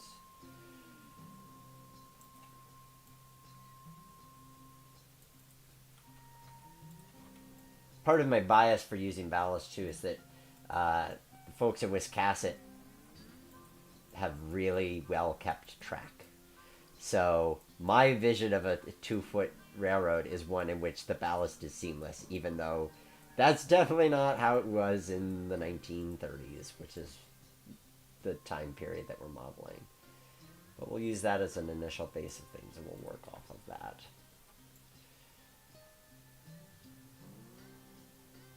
So, and there's our ballast. So now I need a dirt of some description. Oh, that's the one I was going with. Yep. So, yeah, just to give a little bit of color variation in the sense that, hey, maybe this ballast isn't what it once was, and that kind of thing.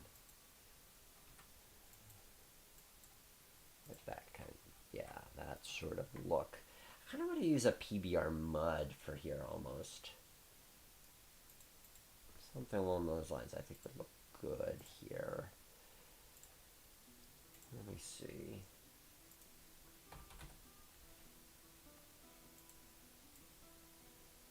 A bit too dark, although that might look in the forests.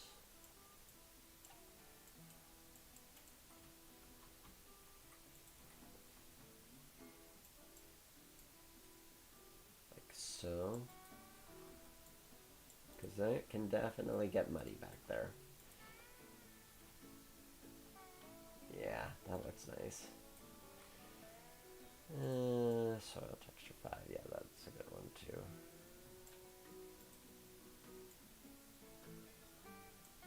And some grass, it's just grass too.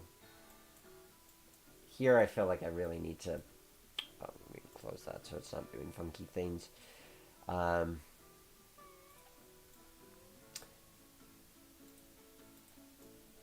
Like so, and then I might actually set the track height so I can sink it a little bit, make it look a little less perfect.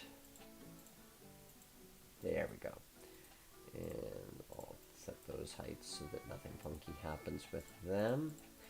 And we'll just, there, like that. So it's, yep, less perfect. That's also a nice way to kind of mix it up. Especially where elephant in the room, everything is the same height. The track never changes elevation, but we never want it to feel flat. Because Lord knows those Maine 2-foot grades were something else. There's a great book by Linwood Moody that provides an overview of Maine 2-foot railroads, and if you're interested about, hey, I know nothing about this and I want kind of an intro about to Maine 2-foot railroads, Linwood Moody's book, it's out of print unfortunately, but maybe interlibrary loan it, is a really good resource as far as understanding why the technology caught on, the different railroads that used it, their histories. It's a really good overview of the railroads as a whole for somebody who's saying, hey, this seems cool, but I know nothing about this. Great intro resource. And then we'll do some rocky soil like so. Oh, Jimmy, I want to get to your comment. How I would do out and back. Leave the main yard. Okay, let me look at this from the top down view. Leave the main yard and proceed to the logging camp. Do switching. Lap around the layout and run around making team track pick up and set out. And then run just outside of the main yard to the runaround track if need be. I assume by that you mean you're bringing in the train here and then... okay. Yeah, we could try that. I'm amenable to that. Because I do like the idea of maybe experimenting with doing actual runarounds and seeing how we feel about that. Okay, so this half is looking pretty darn tootin' spiffy, if I do say so myself. I'm so tempted to put things here, but sometimes less is more. Maybe a little bit of grass, but not tall grass. I'm thinking just like this, but then reduced in height, so it's more like this. Because I just don't want it to be too abandoned looking. We're not at that part of the Maine 2-foot history yet. I can dig that. I can go for that. Oh, and I need to change the switch stands here. Although, I don't know how I'm going to do that one. Because the switch stand's going to go in the middle of the track. Wheel. That one might just be invisible. For the sake of consistency in the ones that we can see. Which I don't love to do, but if I have to. Because the problem is if I delete this, and I put this here. Oh, it almost reaches to the outside of the track. Yeah, it's not great, but in the spirit of it works enough, it works enough. Okay, and then I'm going to grab the track end here and put it here as well. Yeah. Maybe I might put a bush there just so that that background looks a little less flat and dull on that part of things. But otherwise, I'm pretty happy with that. I do think this is a fun one. I've been wanting to do, honestly, guys, I've been wanting to do a Maine 2-foot on the show for a while. And there's some plans I looked at where I thought, okay, this would be a good contender.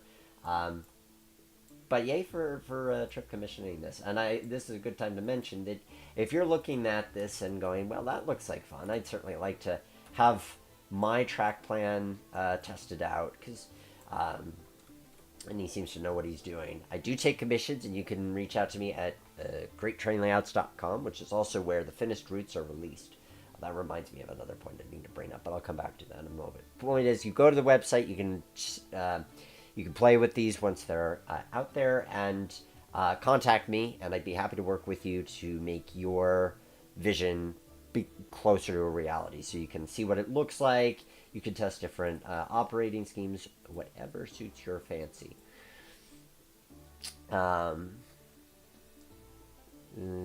Jimmy basically breaks into the laps. I'll look at that a little bit more in a minute.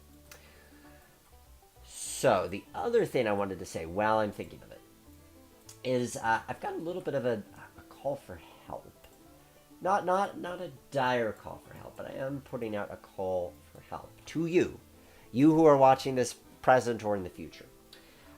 So you'll have noticed that while I was on my break from doing live streams, I didn't really get a lot of time to put up any layouts on greattrainlayouts.com or the Patreon, which I haven't even done my Patreon shout out, so shame on me for not shamelessly self-promoting myself more.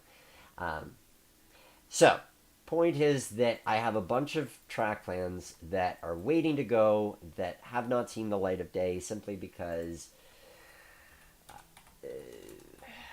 I will be honest, releasing these layouts can be a chore. There's making sure that I haven't accidentally put in some sort of payware asset or something that I can't release with the route. There's making sure that everything is still available. There's making sure that I don't accidentally include rolling stock. There's writing up a description.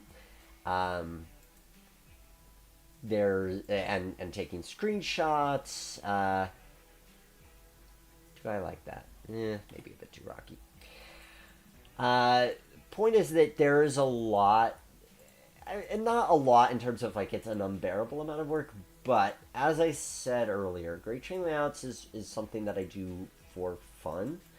And I want to keep doing the streams. Again, I'll try to keep it monthly, but no promises. But it's recognizing that releasing the routes is not the most enjoyable part of the show for me. Point is, I would welcome some assistance with releasing the routes, releasing the train layouts. So what that would mean is that if you are willing to help out, you get early access to the layouts. I send it to you as is, which also is a great way of making sure that all the assets and so forth are included. I send it to you as is, and you make sure it looks good and that it works as it should. You write a description, you take some screenshots, so that I can get it posted to Patreon for those who are supporting the live streams on a monthly basis and getting early access to layouts, and then posting the layouts to greattrainlayouts.com. So, if you're willing to help me out with that, the benefit is you get early access to the layouts by a couple of months.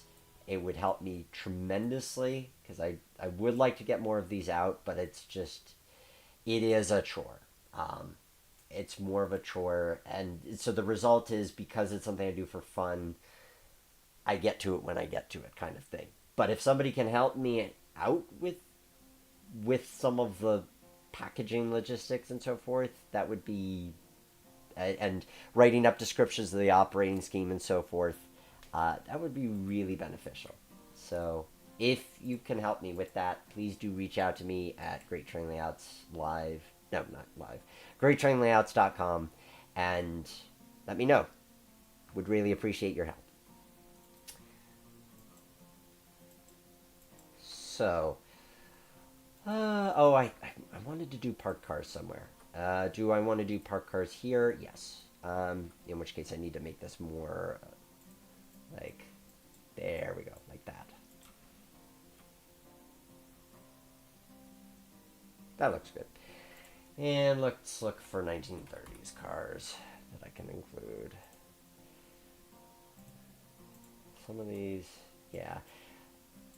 These are Trains Forge models. They are nice. My only qualm with them is they're almost too nice. I mean, were people in the 1930s all keeping their cars super clean? Maybe they were, but that's my only qualm with them. But I think that'll do. Doesn't need to be a lot of cars anyway. And then, what else do I need to check while I'm thinking of it? Oh, I want to add a little bit of dirt, because it's a little bit too perfect as far as this is concerned. I'm also thinking I should maybe play around with the terrain a bit here, too, to let because the ballast is all, look at how perfect I am, and I want the ballast to be a little less elevated. So we're going to set that to a height of 0.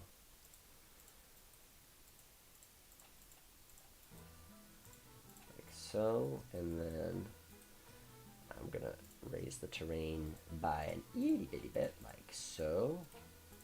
Just so, also so that switch stand doesn't hover in midair, which is a good idea.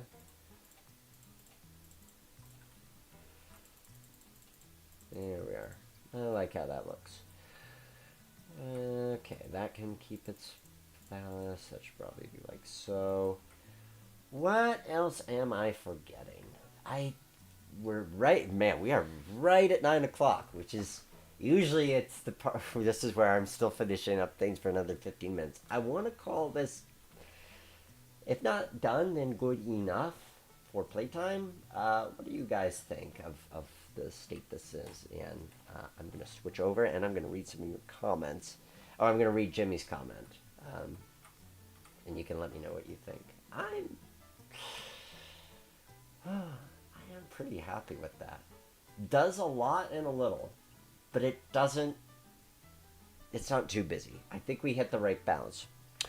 Jimmy writes, okay, break the layout into laps. So if we're starting here, lap 1 is the log camp. Lap 2 services team track and run around, so here. And then you're saying getting the engine on the right way for the yard.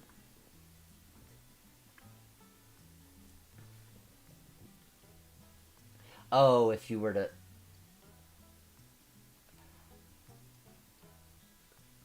I'm still not sure what you're saying as far as when you put the engine on for the right way.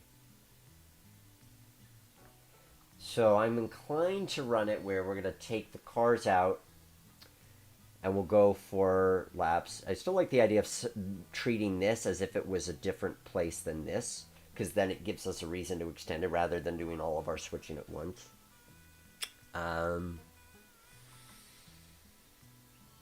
then we run around, and then we come back into town, and then we just...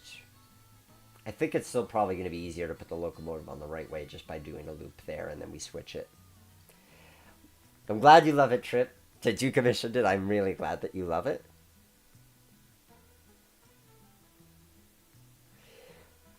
So, let's play. Let's get some trains in the scene here. So, we need a rail bus, because rail buses are cool. So We're gonna put the rail bus. I guess I could put some in. Or I'll just extend this track out so that there's enough room for it. It should fit there. But yeah, rail buses are one of the wonderful oddities of Maine two-footing. So of course we have to fit it in here in some capacity. Play with it a little bit, maybe as a kind of final run around of things.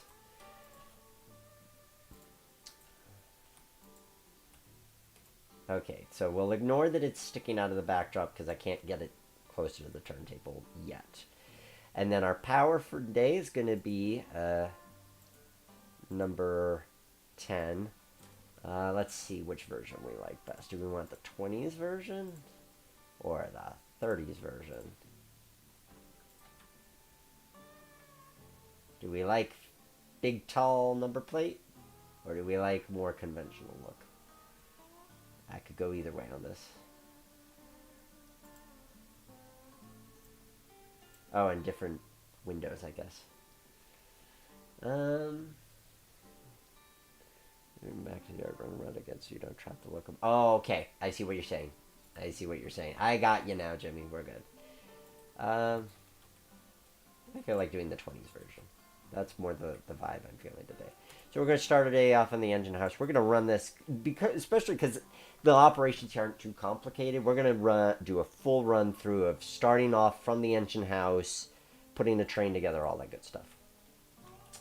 We're going to use some BNSR equipment because I do have entirely Sandy River and Rangeley Lake stuff, but it's also true that it's a bit dated. The BNSR stuff from Trainsforge is new. Oh, I forgot to adjust the platform height on that. So, apply vertex height. No, not apply. I need to add spline points to here and here. So that's the right height for the boxcars, but I need to bring it down for the two-footers. That actually kind of... I thought it was going to be sort of weird having them at different heights, but actually I think that looks good. Like, it makes sense that you would have this ramp here with those cars there, then it goes down to the narrow gauge height. That actually makes perfect sense. Cool. Okay, so the boxcars, I feel like the boxcars are going to be a team track kind of an industry. I mean, that or you just switch them into the mill, or combination thereof. We do have tanks. I do like the idea of putting an oil tanker on here, so that's going to be a team, that'll definitely be team track. So I probably can't fit 2 cars on that team track, can I? Not technically. I guess I could technically put cars there, but I only fit so many in that side, so I have to be economic.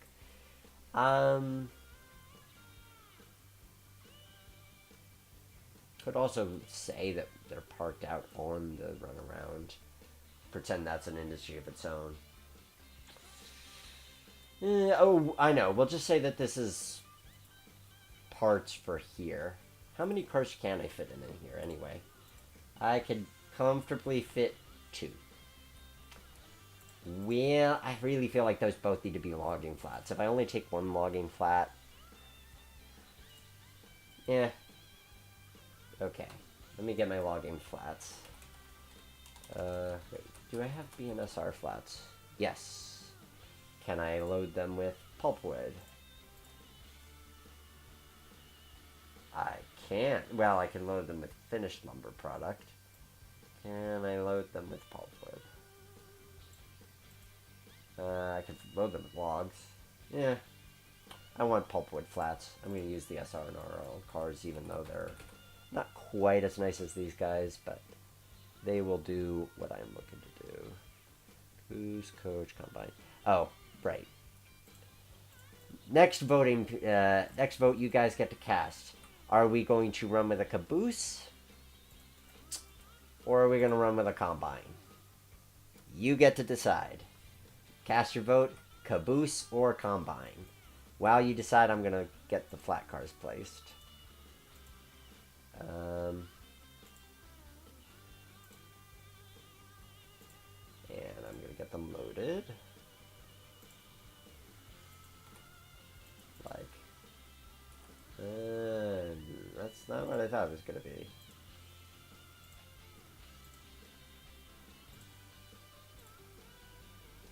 I could have sworn that was what I thought it was going to be.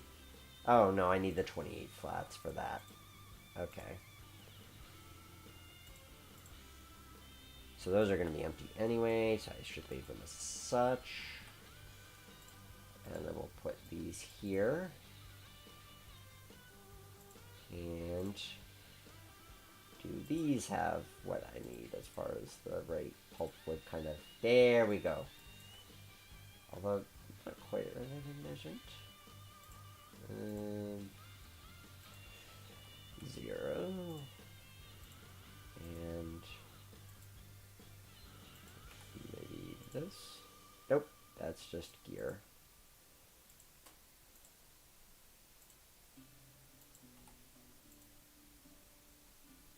Oh, maybe I see.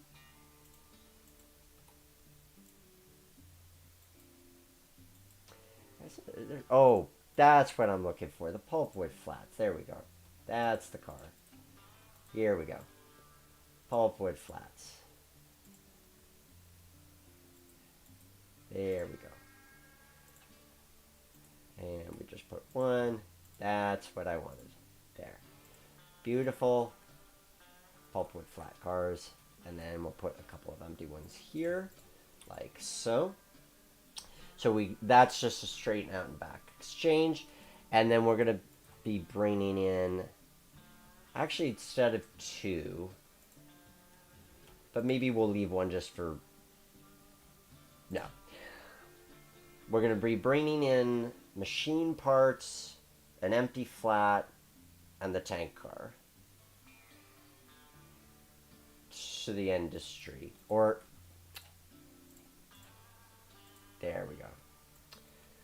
We're just going to tank car. Yeah, that's what I want to do. Tank car, 2 flats, box car, 2 flats. That's what I want to do. Glad I figured out what I want to do. Okay, and the votes are in, and you guys say combine, combine, combine, combine. It is the combine we are taking today, ladies and gentlemen. That combine is going to sit right there. We're going to... So here's the game plan. We are going to pick up our power. We are going to pick up all the empties, the combine, and do a loop. We're going to do our exchanging of the pulpwood flats. We're going to do another loop. We're going to work the team track, make sure the car gets serviced in the station, run around. Then we're going to do a few loops going back.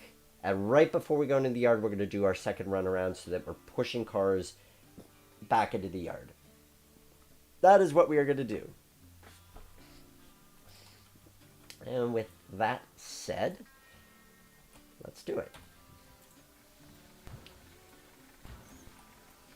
These models are available from Trains Forge.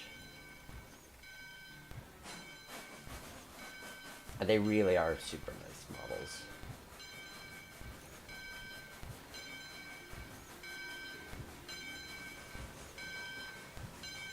This is where I'm going to be checking that stream health and making sure you guys are seeing everything okay. And this is excellent condition. So hopefully you guys are seeing the benefits of this new computer in action. Oh, I should put the switch triggers at a different radius. One of those Train-Z specific things. So let's get those set so that if I'm close to the switch, I'll still be able to change it. And now back to the part where we play with the train.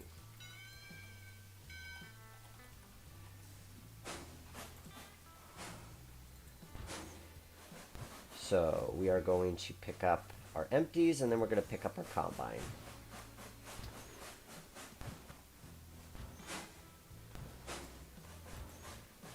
thought I set the radius on that one. Let me check that I did.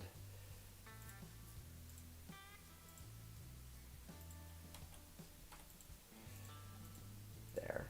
Now that should work. So we'll start with the boxcar. I'm realizing I'm going to have to change that switch model because it's technically the wrong one. But that's okay. And so what we're going for is 5s. We are going for, you feel like you're in Wiscasset. Well, not Wiscasset. Wiscasset's a seaside town. And one could have a lot of fun doing a Wiscasset module. And a lot of people do model Wiscasset or Wiscasset-inspired things. Because there is something nice about the 2-footers mixed with sailing vessels and that sort of aesthetic, and steamships. We just don't have the room for that.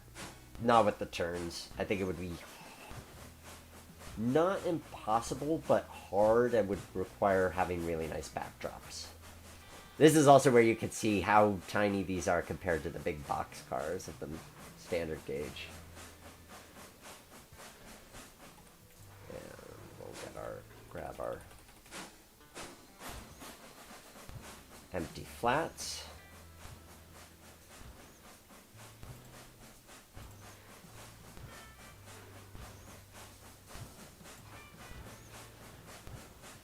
So what do you think, guys, think of the layout so far? Before we play test it, what are your initial thoughts, reactions? Does this make you want to get into On30? I will say that there are times I haven't seen a lot of On30. I've seen it in train shows and such. But every time I see it, it is a temptation. Not a heavy one, because it's only not heavy just because I recognize how much space you need to do anything that's not a basic circle. I think that if you were going to go smaller than this, which is already 8 by 10, you're probably looking at doing some kind of straight switching layout. And nothing wrong with that, but I think you'd be... And I've thought about how to do On30 and smaller than this. You could do it as a 4 by 8, but you still need a similar size room for a 4 by 8. Anything smaller, then you're getting into radii that can't really accommodate the stock. So, no, I'm not actually minding now that I'm playing it. Oh, thank you for the super chat, Pacific Productions. It's good. It makes me want to make a tiny layout like this on my own in trains. Well, have fun with it. Okay, we're going to head out of town now.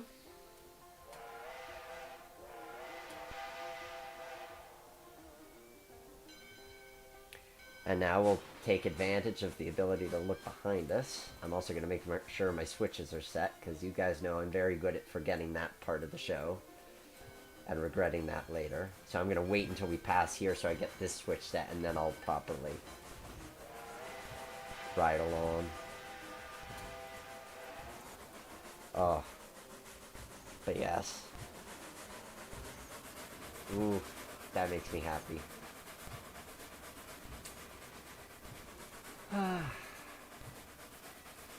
Oh, I just realized I set that switch the wrong way. What did I do? Oh, I guess I did do it that way. I suppose technically I should have this curve going straight and then the switch goes that way, but it could work either way, honestly. I'm gonna change it so that we are set to go, yeah, that way. And then here's our bridge scene. Oh, yep. That makes me satisfied. So an interesting, while we're making our way around, one of the alternatives, if you're like, hey, I like this idea of Maine 2-foot, but On30 seems too big for me. There is something called HON. Oh. I forgot to throw that switch. There is something called HON30. And HON30 is kind of what it's sort of like how ON30 is O scale that uses HO track. HON30 is HO scale that uses N scale track. So you're talking N scale sized essentially equipment in HO scale form. You can fit more into less. Now your challenge becomes your trays become really finicky, and you have a lot of either customizing of models or aftermarket models. There's not a lot of ready to run kits. There's not a lot of ready to run when it comes to HON30. I've contemplated doing it on the show because I think it would be interesting, and obviously this track plan in HON30 would be now 4x5. But trade-offs. And honestly, I think part of ON30's charms is those models are actually a really good size. There are people who say that the best scale is S scale, and I see their point. I do think S scale is a really great balance of size and detail with still being able to fit things in a compact space. I think S scale is a good trade-off in that regard. Okay, we've made a couple of rounds. Let's do some switching. We're gonna grab the loads, put the I don't want to do this. Yeah, maybe we'll grab the we'll grab the loads. Oop. Grab the loads, put them on our train, put the empties in place, then do a couple of extra circuits.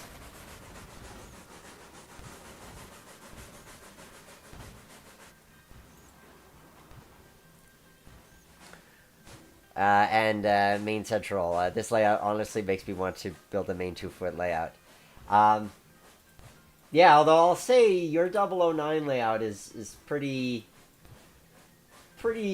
stellar in its own right, so I don't think you need to change anytime soon. But this is satisfying.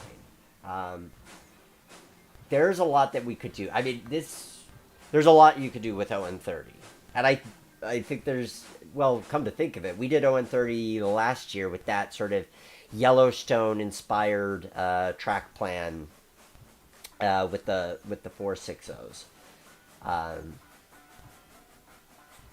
So, yes, ON30 as an underrated scale, totally. I could see myself getting sucked down the vacuum of this is cool and maybe making an Inglenook. Something really tiny and small. The challenge is just, I don't have enough space. And it's very much a kind of, okay, now you have to buy all of this stock that's very specific to this purpose, but there is something so charming about the Maine 2-footers. There's no denying it. There's a guy who's right now working on the entire Bridgeton and Saco River for Open Rails, which is another sim platform. And I'm communicating with him to kind of help see that to a release. It's going to be really good. So Open Rails admittedly isn't the most scenically amazing simulator, but what it is very, very good with its physics. And I've run version 1 of that route, and one of the interesting oddities about some of the Maine 2-foot railroads is they use vacuum brakes, which is more of a British standard than an American one. And there's the eccentricities of using the vacuum brake system are honestly kind of cool. So keep an eye out for that. Hopefully I can't say when it'll come out. I honestly don't know. When it comes out, it'll be on trainsim.com. It may be something I review on At the Rail Yard too. But simply to say, there's so much that narrow gauge has to offer. And again, it's so ironic to me that it's a hard thing to model in a small space, but it is so rewarding.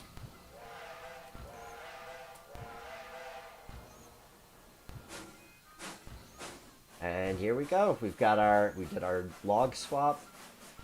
Ah, man, Trip, if you build this, I'm gonna have to come and visit you sooner. Like, I do think this is gonna be a really fun layout for you. I think this is gonna have a lot of play value. And obviously, this is pretty much a one-person show. Could you make it work with two people? I mean, yeah, we could bring the rail bus out. You could you could have a meet here. I did make this run around long enough with the intention that you could have meets there. And maybe we should try that and see what that looks like. Um,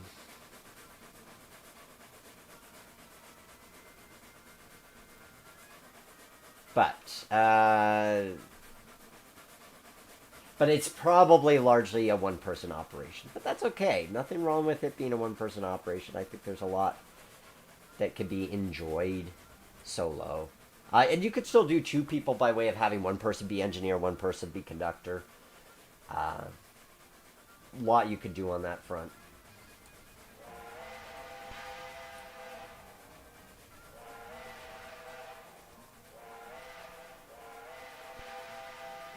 Uh, yeah, yeah, I'm actually really, really happy with this. I'm really, really happy with it. Uh, and obviously, there's a lot of ways you can expand it. So, our sponsor, Arduc, these are modules. So, be easy enough that you could throw more modules off of this to make the logging camp more of a have more sidings and more complexity to it. You could throw off an extension here to do the same with the mill, make more of the engine terminal. There's a lot, and that's the benefit of having a modular system is that you're not locked into okay, I built this and now I'm gonna have to redesign a bunch of my bench work to make it compatible. Kind of Frankenstein it together. You could actually really make it work. Now we're gonna enjoy the from the. We'll do a quick run around from the cab view because this is a really nice model. Kudos to Dan Gallery who made this.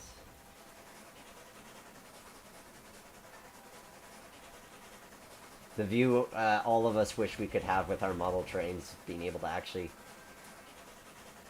sit in the cab of them.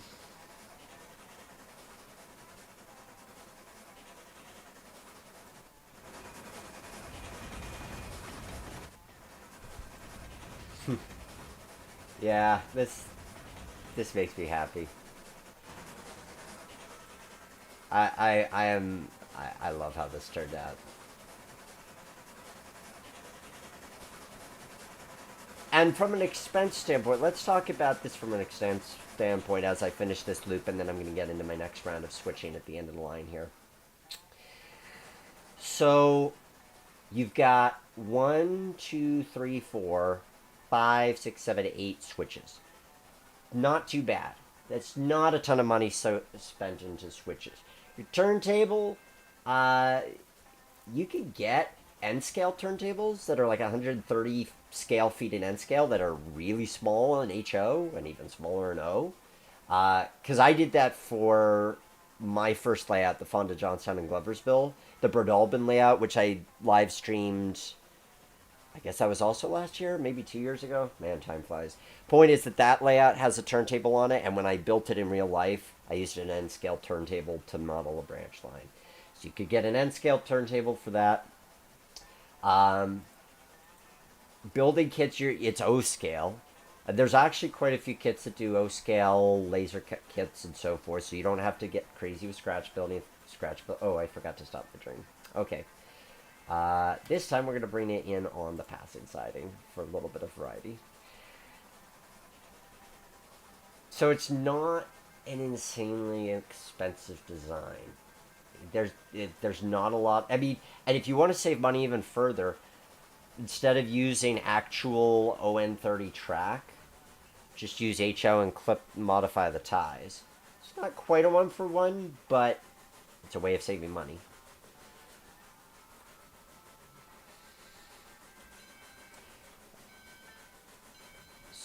So, what I'm going to model here, what I'm going to simulate is I'm going to simulate a station stop, and then we're going to do our work and run around the train and all that kind of stuff. Because actually what I'm realizing I need to do is it's also running around the cars, not just the... I also technically should run around the cars so that the combine stays at the end. And then our duck. Oh yeah, man, you have to come visit. Give you a few months to get this cooking. Sure.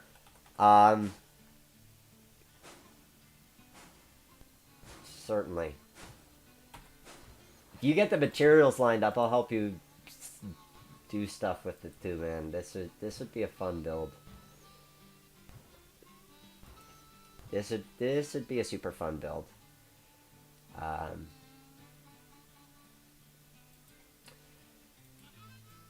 And again, I think there's even a company that does the Philips station as an O kit. I'll have to double check on that. Okay, so we're simulating right now that the passengers are getting off. What we're going to do is we're going to we have to work the fuel track. Or the team track. We're taking the tank off, putting the boxcar on. Then I want to put the combine at the end, so I'm going to switch the order of the cars, and then run around the whole train, put it back into the station to load, and then take off.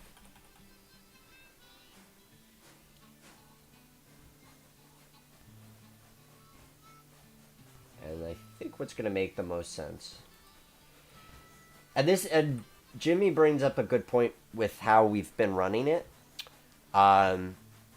We could have just treated it as going to the end of the line and you're just working all of these tracks. But an easy way to extend your session out is even where the tracks are side by side, pretend that they are in completely different... Oh, and for the record, yes, you can fit the train on the passing loop, which is good.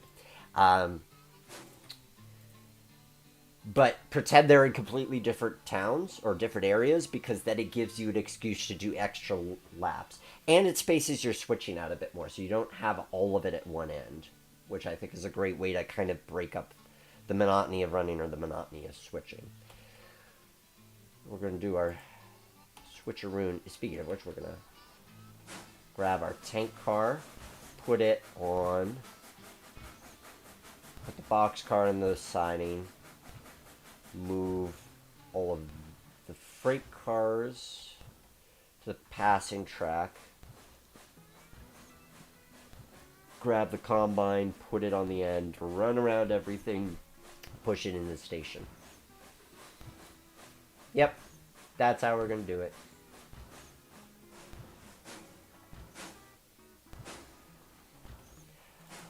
See, I love train simming from the standpoint that I love my physical model railroads. As I say, past few months I've really gotten in the spirit of I want to be working on models and kits. And that's been fun. What I love about train simming, I love the fact that there's always an undo button, so I don't have to worry about permanently screwing something up, which is nice. And I love that it's forgiving. I love that I can just try different things. And especially trying different themes. Like, who knows if, whenever, I'll actually get to do On30 as a proper thing. I'd love to have an On30 layout someday as a small sort of thing. I could never see... I love my HO too much.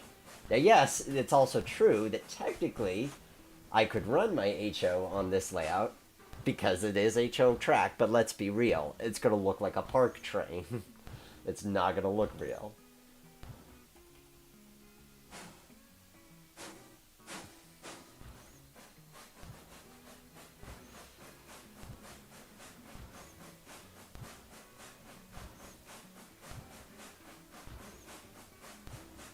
So, I can't ever leave HO behind entirely.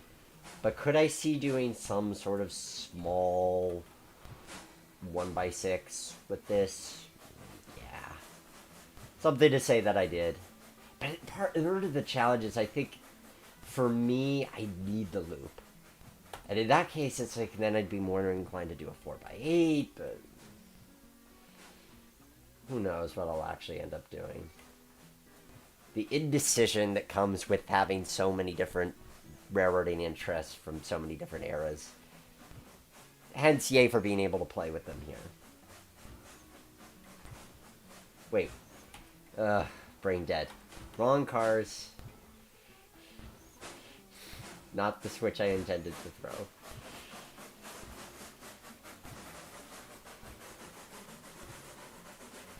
Other ideas for scenes we could have done as I'm doing the switch aid. Something that just occurred to me as I'm looking at this high ball signal. Or this ball signal. One could put a standard gauge track through here. Treat it like a railroad crossing with another standard gauge line.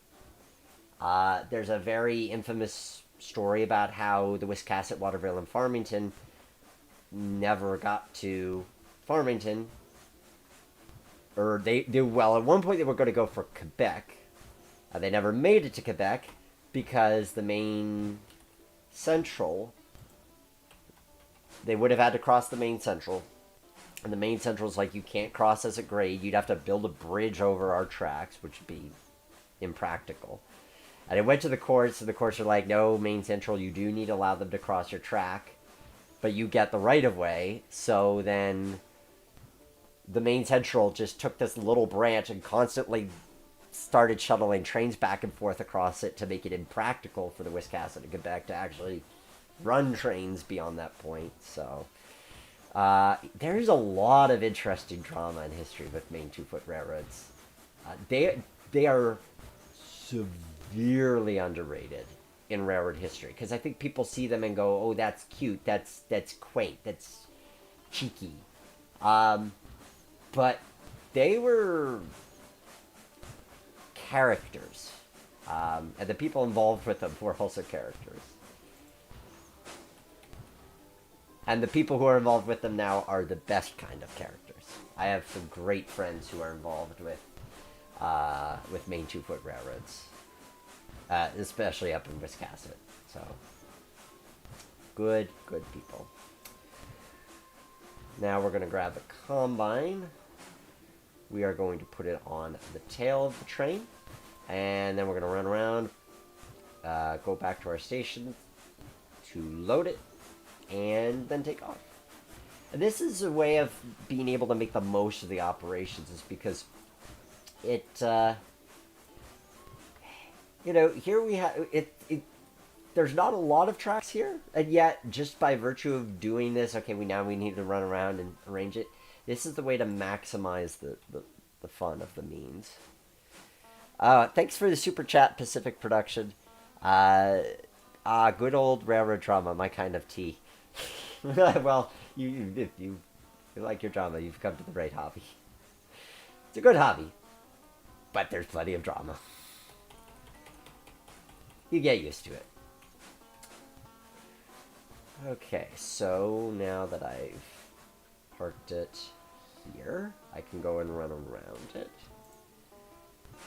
And I do feel like what we should do, because I think this would be fun, is we'll start running around in circles, and then we'll arrange for a meet with the rail bus.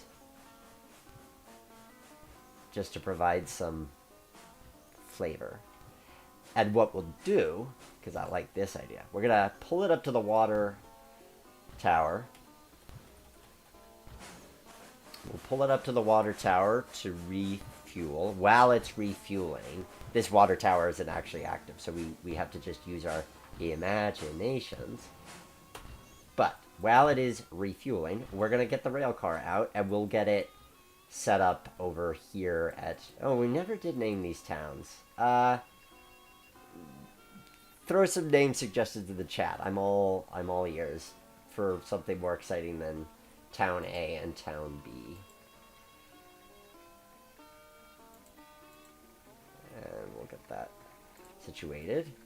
Just to prove that I wasn't cheating, that the rail bus actually can fit in that little area. Ta-da.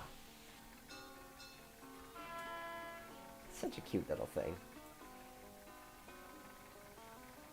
Now, in the case of the rail bus, you are going to have to do some... that's weird. Kind of went beyond where I wanted it to go beyond, so I'm going to need to go back one.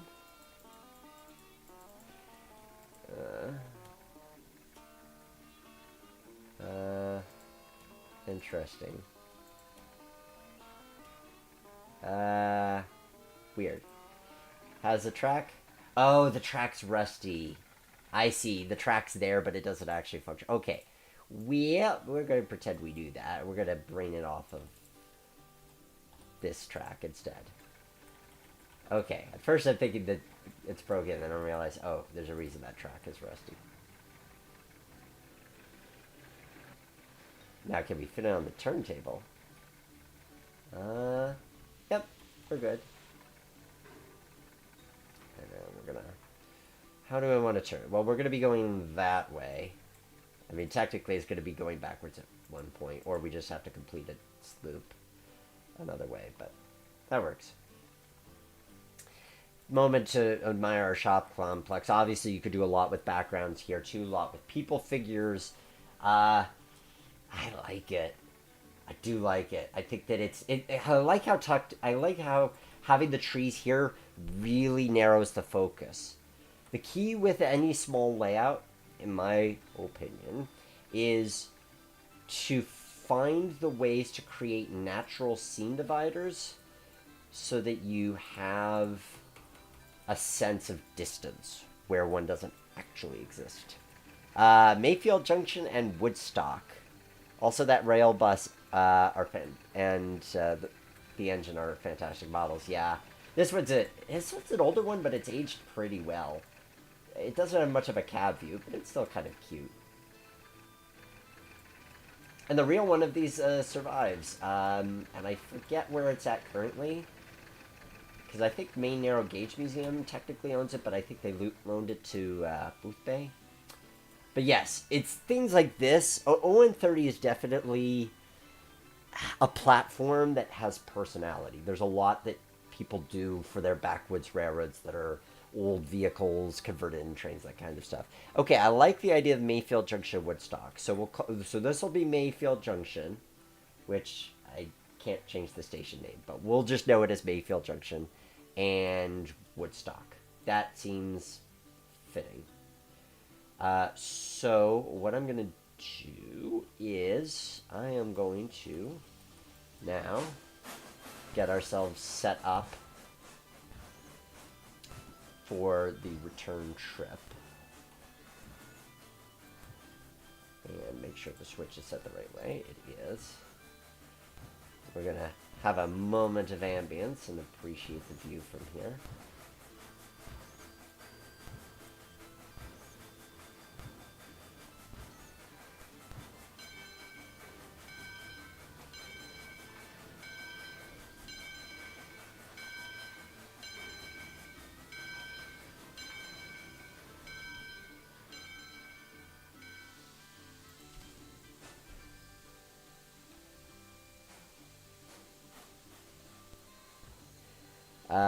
Well, they do seem to have a good stock of wood at Woodstock. Yes, that is very true. Maine Narrow Gauge indeed still owns that rail bus. Was built by Sandy River and Rangeley Lake, sold to Bridgeton and Harrison Railway. Oh, I forgot that part of the story. Used at Edaville on occasion, rarely gets used by Maine Narrow Gauge. Is it still at Booth Bay? And does Booth Bay use it at all? Such a neat... I will say, Wiscasset also has a track inspection vehicle. Not as long as the rail bus, but it's neat in its own right. Okay, I'm making sure my switches are set here, because I would forget that kind of thing.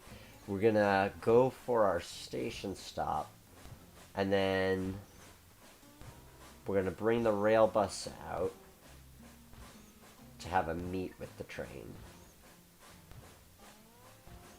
Or maybe not. Maybe not yet. I want to model it going a little farther down the line. So, pretending station stops occurring for a minute.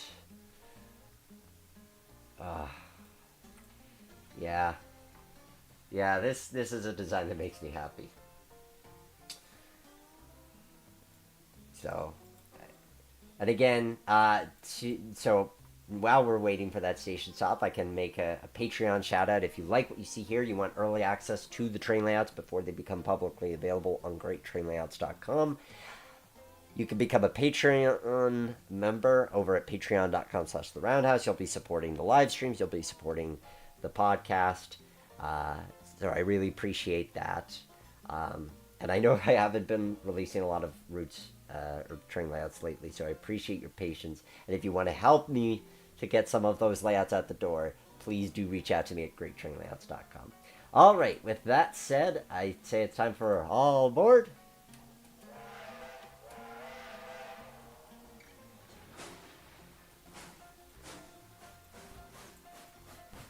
I'm going to actually look at it from this way because we've been viewing it from the other way a lot. I want to see what this side looks like.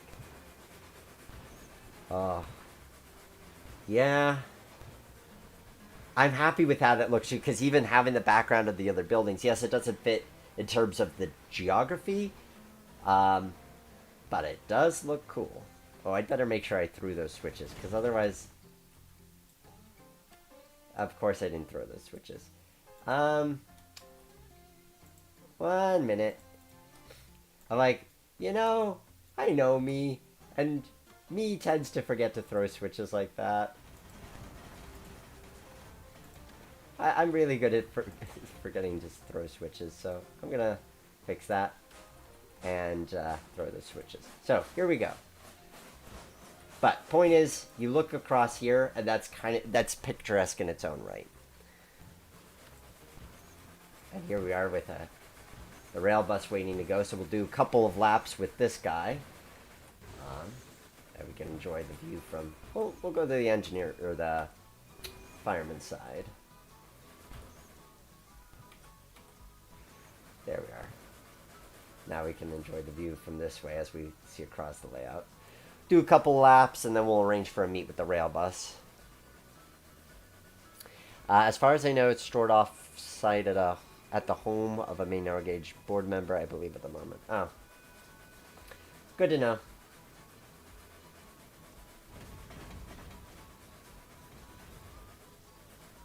That is a cool view. And truth be told, at On30, you could probably fit a GoPro on one of those cars. Not as easy as G-Scale, mind you, but you still probably could make it work.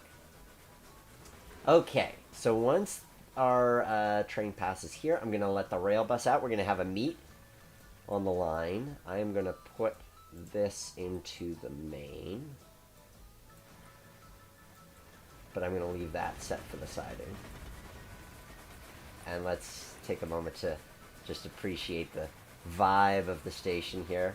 Oh, that's a screenshot moment. Except I missed the screenshot because the text was hovering. There we are. Yep. There's a lot we could do with that. Let's see if we can keep it rolling while we meet too.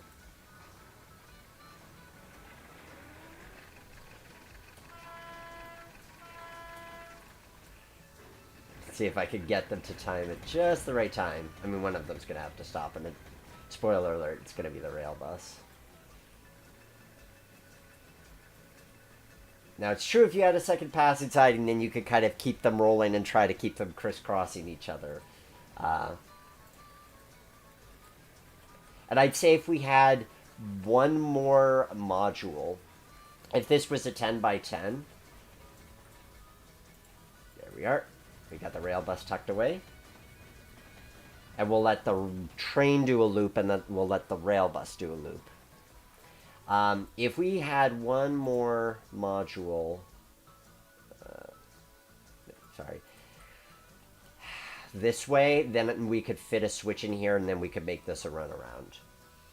I would. At that point, I would. It's just, given that we have the bridge scene here, don't. Oh, y'all saw nothing. You see nothing. Nothing is happening at the moment. Everybody is happy and alive. And nothing is wrong. Everything is awesome. Because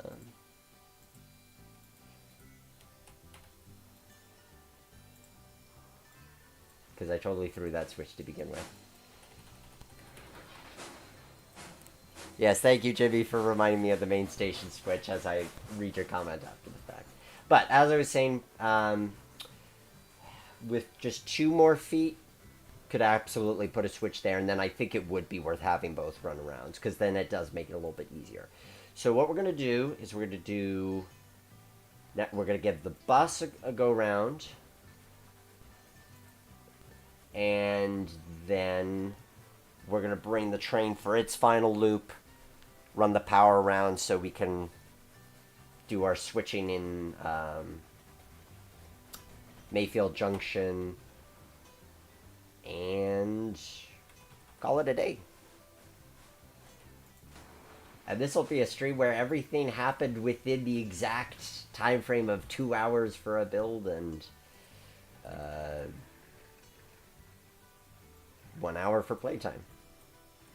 Picture perfect. Nobody needs to be tested, Main Central. Nobody needs to be tested. Everybody's happy. Love the little headlights on this thing.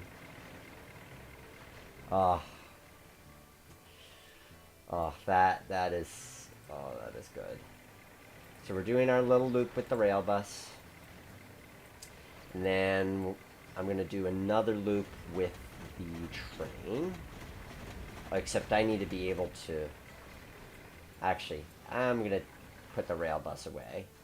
Because or at least I'm going to tuck it out of the way, because I want to run the train around and so forth. Otherwise, I'd have to do things differently. I love the sounds on it, too. It's got this cute little motor. Okay, so we're tucking the bus out of the way. And we've set the switches correctly. And that switch is set correctly, which is great. I love it when I set a switch correctly. And so we're going to do one more lap with our train. Once it gets to where you call it, then we'll... once it gets to not Mayfield Junction... No, this is Mayfield Junction. Once it gets to Woodstock, then we will run around, push the train in, do the switching.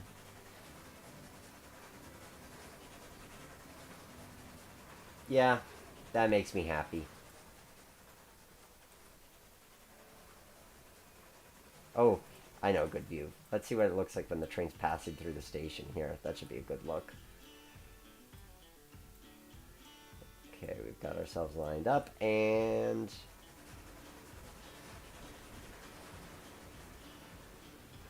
Ah, that's nice. That's fun. Okay, and we're now bringing our train to a stop so we can do our run around and shove in. And I think what we're going to do, from a spirit of simplicity, one could make it an operating rule where you've got to bring in the passengers first, in which case you either have a platform here so you could bring the train in as a whole and then you start doing your switching, or you make it so that the combine has to go on that track, so maybe you just bring the combine in independently and then you start switching the cars out, or you bring in the whole train and push the cars into the yard. How do I want to do things? I could do things a multitude of ways. I think I'm just going to shove the cars into the yard. I'm going to shove them all into the spur for the logging. Then I'll take the combine off, and then I'll put the boxcar on its proper track. I like that. And then we'll tuck the engine into the engine house.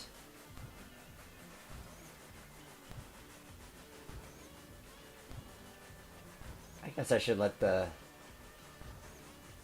maybe before we let the train continue on its way, we'll let the rail bus complete its trip to Woodstock.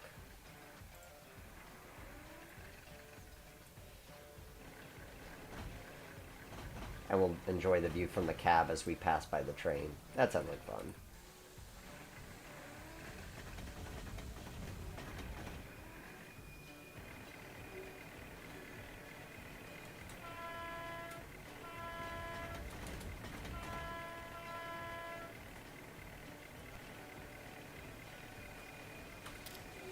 That's a fun view. Okay, so now the rail bus gets to have completed its journey to Woodstock.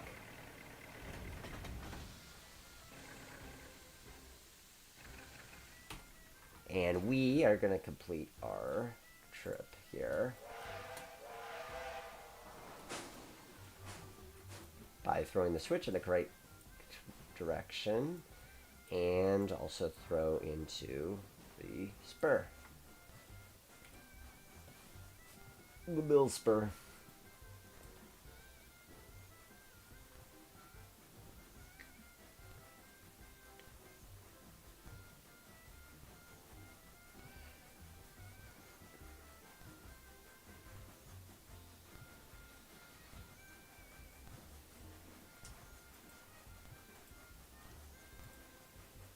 So, as I wind the stream down, what are some layouts, types of builds, things you'd like to see on a future live stream?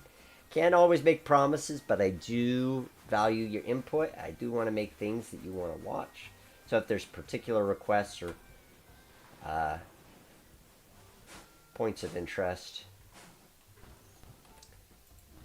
that's like, hey, I'd love to see this era of railroading. I'd love to see this kind of layout. Let me know. I have some ideas for streams coming up I want to do.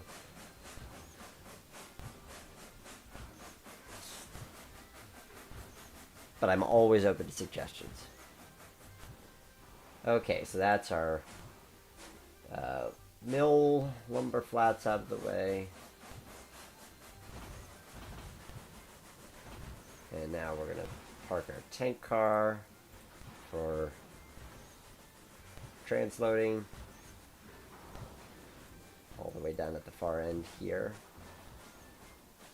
And last but not least, we'll park our combine at the station.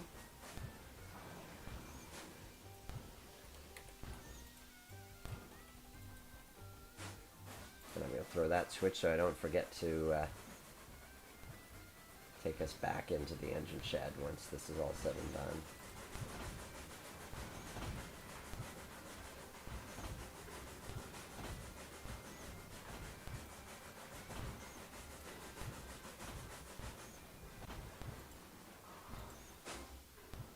Can't really switch the...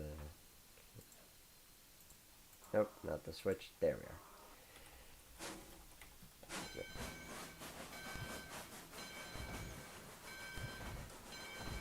we are. Not to be biased, but your take on a 009 Welsh narrow gauge would be cool. I can imagine a couple of reasons why you'd be biased about that.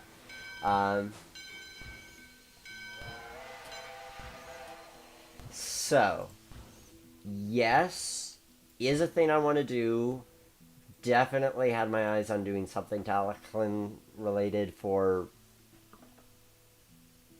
ages. Contingent on a plan.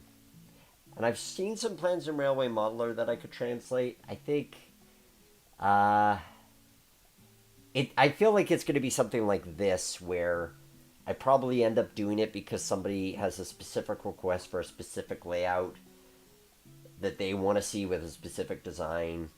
Or maybe they just want something in a space and I designed it for them. I think that's when we'll likely see it at play. So, we're going to head back into the engine facility. I'm going to turn the locomotive around just for kicks and giggles. Just to say we got to give it a spin on the turntable. And man, we are going to come in right on time with this stream.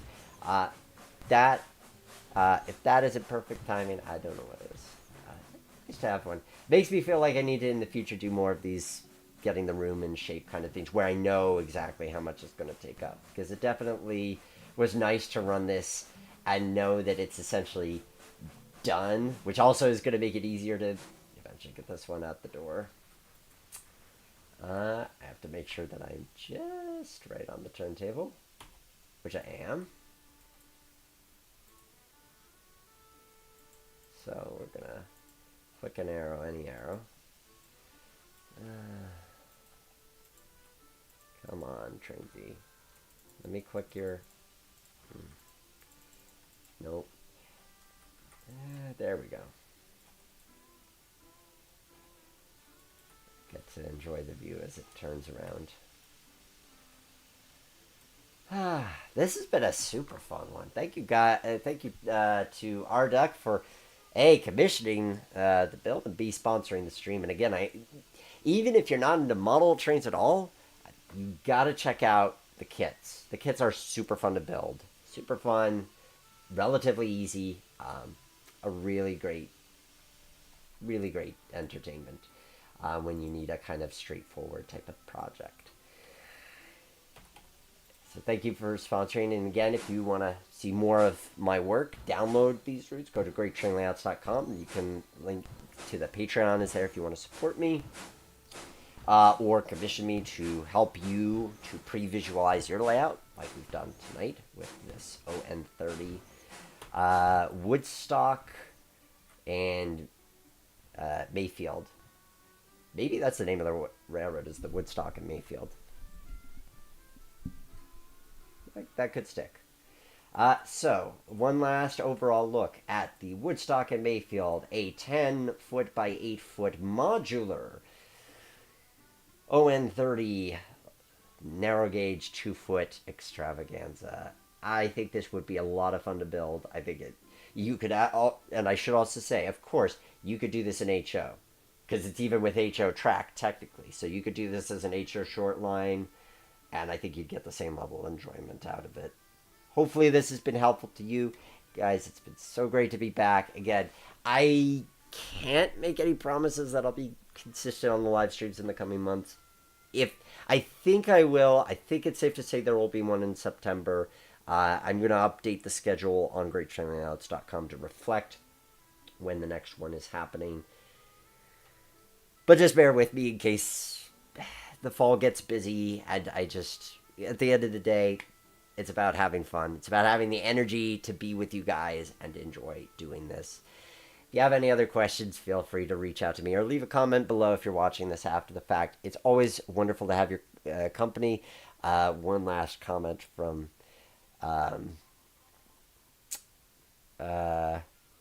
Jimmy so just a last look at your live stream comments. Jimmy Lambert says, I recall someone once suggesting a 009 Sugar Cane Caribbean stuff with Rapido UK offering that 009 tank engines. Yeah, good point. That might get me to do a 009. I've been really hankering to do something Caribbean themed, so yes, good chance of that. And Arduck saying this is such an amazing service, and not to mention excellent experience watching this come to life. Thank you, Nick. Thank you, Trip. And thank you for watching. It's always great to have you join us on these Thursday evenings for these adventures, or whenever you play it back after the fact. Have a good night.